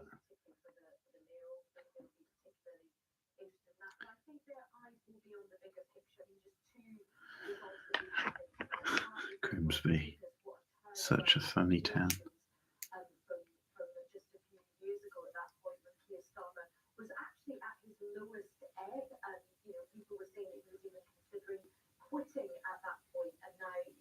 So,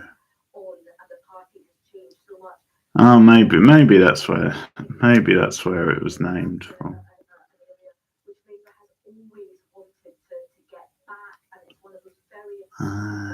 I don't know what else to tell you. But the other story of the night, of course, we're very early in this process, as you've been saying. It won't really be until the weekend that we can properly assess. Oh yeah, Gregory Peck's good in it.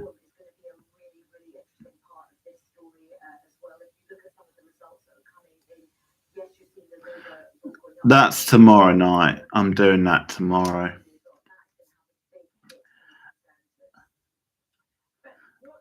I've got this habit of watching back-to-back shite on a Friday night because I'm probably going to go and see Torrent tomorrow. Yeah. So I'll be going to see Torrent and then coming straight in and watching the Omen remake. Brilliant. Just a coincidence. Your Avatar video was really good. I watched it last night. Very good.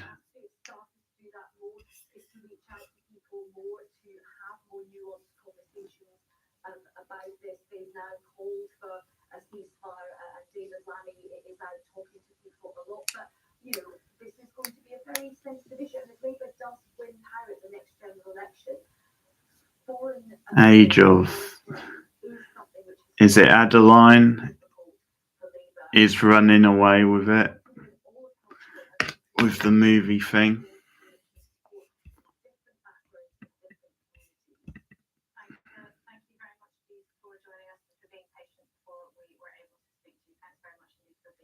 Whenever we watch you. Oh, yeah. Yeah, hang on, I'll link you Rachel's channel.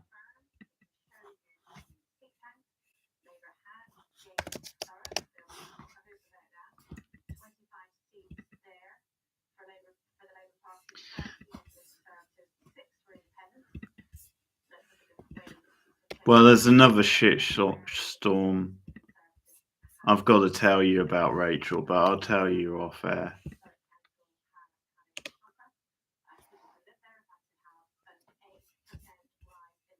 There you go, there's Rachel's channel.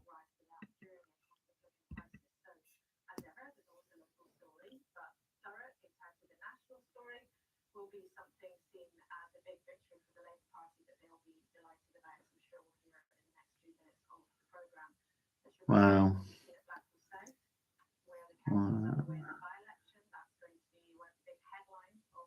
Yeah, I'll probably see you Tuesday for some of the quiz stream. Also, you can do, you can think of a TV pilot as well, one time that we can review. Or if it's a really short show, we can do the whole thing.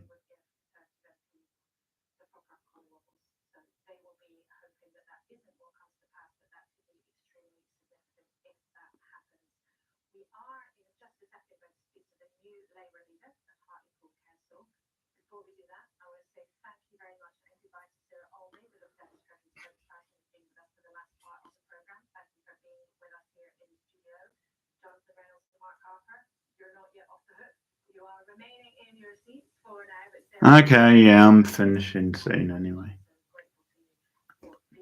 Have a good one. See you later. Bye.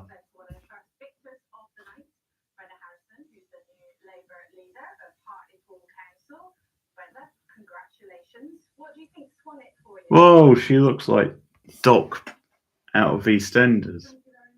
Dot Cotton. See you later.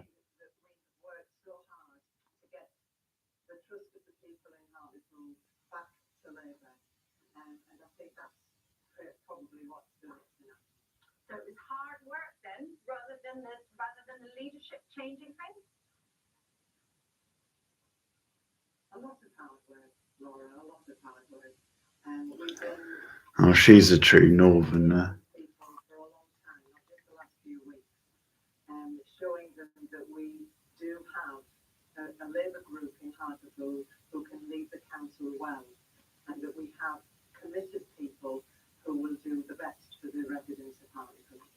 And just describe for us how difficult that sort of journey has been. Jonathan Reynolds with us was saying, well, look, we were coming from such a low base. It was very, very difficult to lead the transformation of the Labour Party in the last few years. Except a lot of our viewers might think, well, hang on a minute, that absolutely should always be Labour natural term. It was Peter Malleson's seat, Labour for as long as you could remember, until the Jeremy Corbyn years. So how would you describe that journey that you've been on? So locally, it reflected really what was happening nationally as far as the Labour Party was concerned.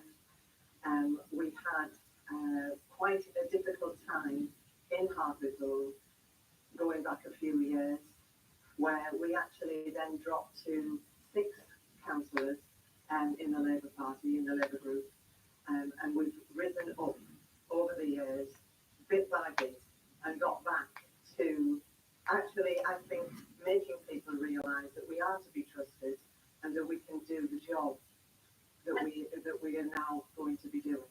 And do you think that you'll, from this, be able to take back the parliamentary seat when it comes to the general election? I think that's highly likely. I think that knocking on the doors and talking to a lot of people over the last weeks and months, there are people people feel that they want change, and people feel that the Labour Party has changed enough for them to put their trust in them.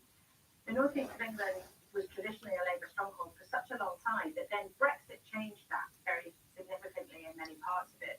Do you think that Brexit sort of disappeared as an issue for you on the doorstep, and that's part of why you've managed to win again? Well, I think certainly it's had a big effect. I think the fact that Brexit really didn't happen as people thought it would happen, and that people are still waiting for it to happen. And I do think that that's had a big effect.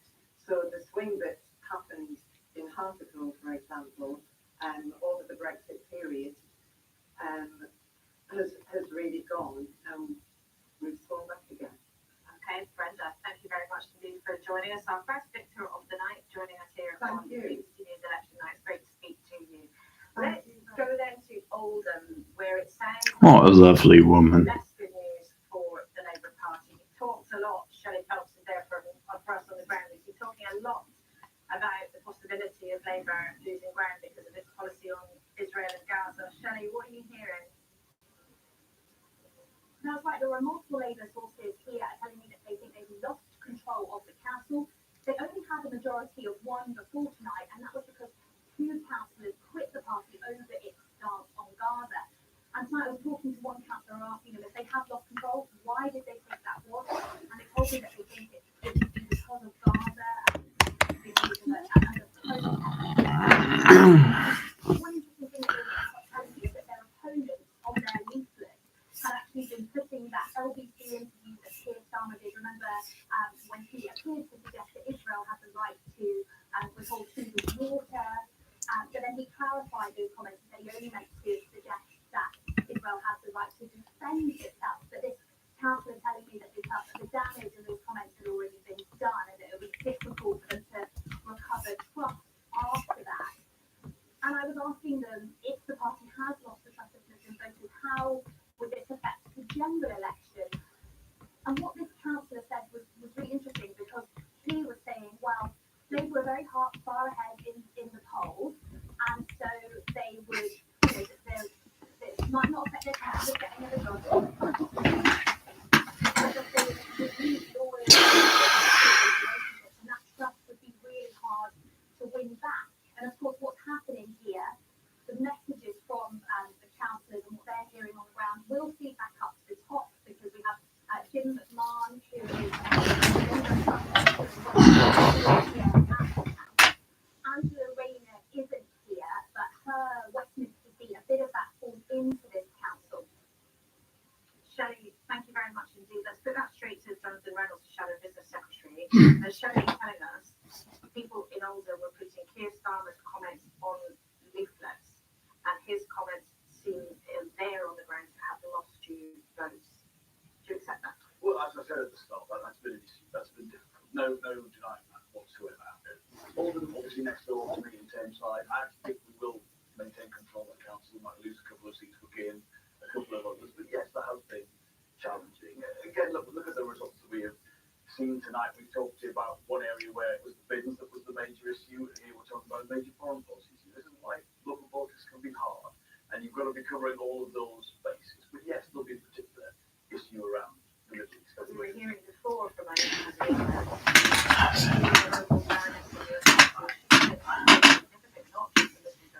also for other voters who've been really concerned about the leadership stance.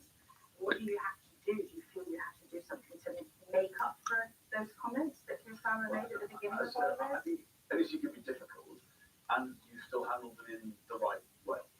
Okay, and when you see a conflict as difficult, as frustrating as this is, and we've got limitations for British politicians for what we can deliver in the Middle East. We've got to be very clear about that. I think one thing that I feel very strongly is when I look and talk to particularly younger voters, not just younger Muslim voters, but younger voters generally, I'm struck by how they've never had in their sort of political lives an active peace process. For people like me, I think of Yitzhak Rabin, I think of the Barak government. I think of times where that has been a process which has been, although not got us to where we need to be, but that's been a part. And they've got hangout experience of that. And getting across to people, it's not a zero-sum game. What Israel needs, what Palestinians need,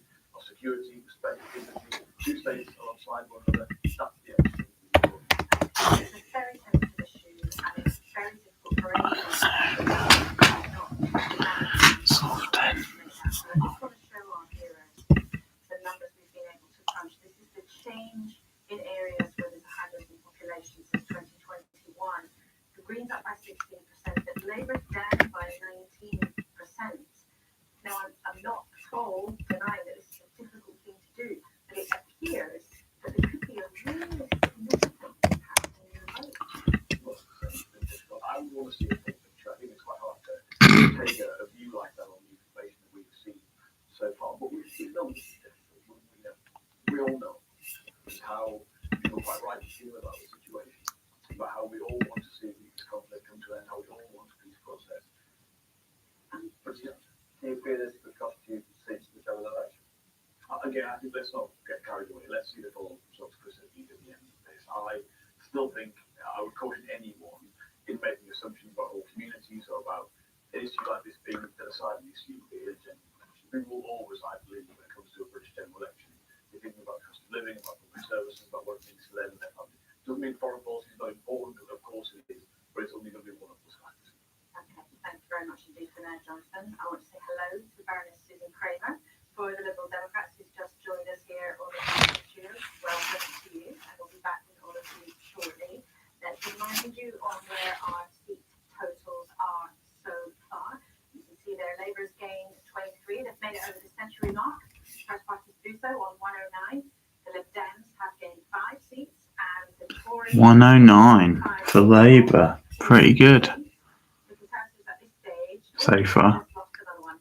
At this stage, the Tories are losing more than 60% of the seats that they are defending, and at this very early stage, that is the Tories heading for what's worse than what might have been expected if indeed they do lose 60% of the seats that they were defending. So far they are on a bad track, but we know what happens. Okay, gonna turn in. One result I should bring you before we talk to Rita. North East Lincolnshire Hang on. was held by the Conservatives. East of England has been a very sort of Brexit stronghold. The Tories have lost control of that council. Not everything is counted, I don't think, so far, but we can tell you they've lost their control. Their Conservatives on 17 seats rather. Labour with 14, Independents 4, Lib Dems on 3. 6, Labour 5. From our colleague there on the ground, Tim Iredale there in Grimsby, that was somewhere where Labour really fancied their chances. They were very keen to do well, and they have managed to knock the Conservatives out of controlling that council. One of the parts of the country where the Conservatives are experiencing problems tonight. Rita, take us to Rushmore in Hampshire. Very different part of the country, but the Tories facing problems there too. Absolutely, we're being told it's too close to call. They are still counting in Rushmore. It's in Hampshire, as Laura just said. Your leave house is just there at the bottom of the map. But I'm telling you, the Conservatives have lost 4 seats.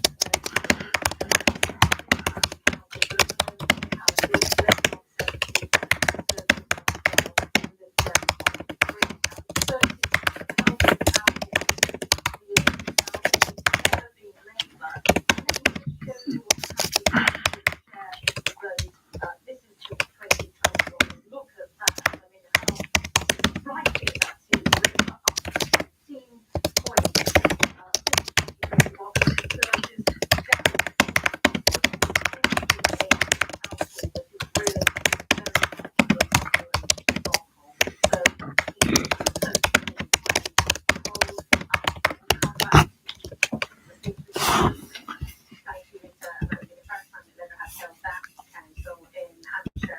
Interesting because it's military base. Aldershot is the main town of Rushmore Council, so really interesting if Labour managed to take that, as it appears they might be able, of course, to do, but too close to call.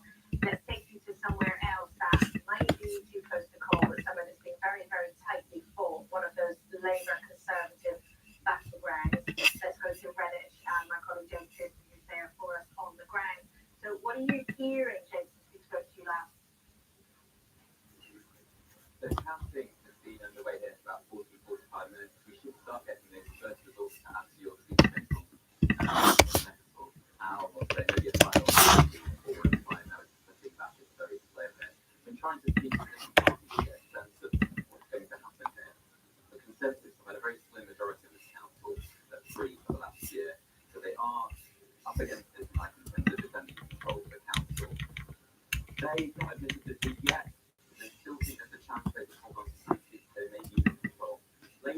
quietly confident. Speaking to smaller parties, though, the DSN agrees, they do feel that Labour's done enough to take this council tonight. It's the council, Greenwich, that Labour's national campaign has targeted the place they can make gains in, both in this local election and in the general election coming up as well. So, we're speaking to smaller parties. It does sound like Labour's done enough here tonight, but we'll have to wait for those key results to start coming in the next hour. And James, when you've been talking to people during the campaign, what are the issues that have been shifting votes around, do you think? So there are some big local issues as well as the national picture. Locally, the Conservatives are trying to make a lot of the fact that reached over £20 million of levelling up money to regenerate town centres, regenerate the train station.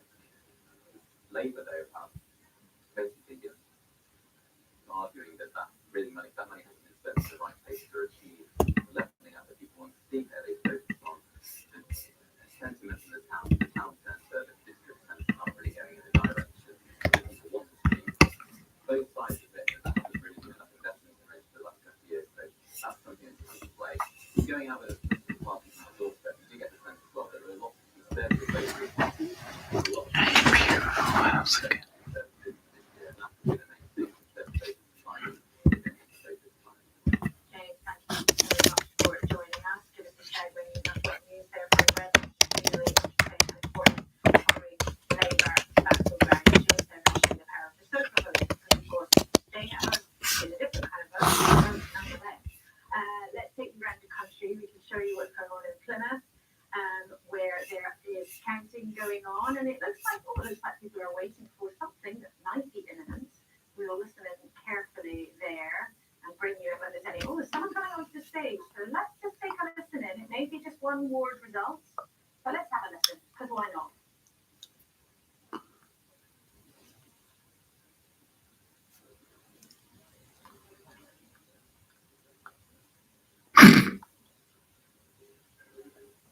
I, Tracy Lee, being the returning officer for the election of a ward councillor for the Plimpton ward, do hereby give notice that the number of votes recorded for each candidate is as follows.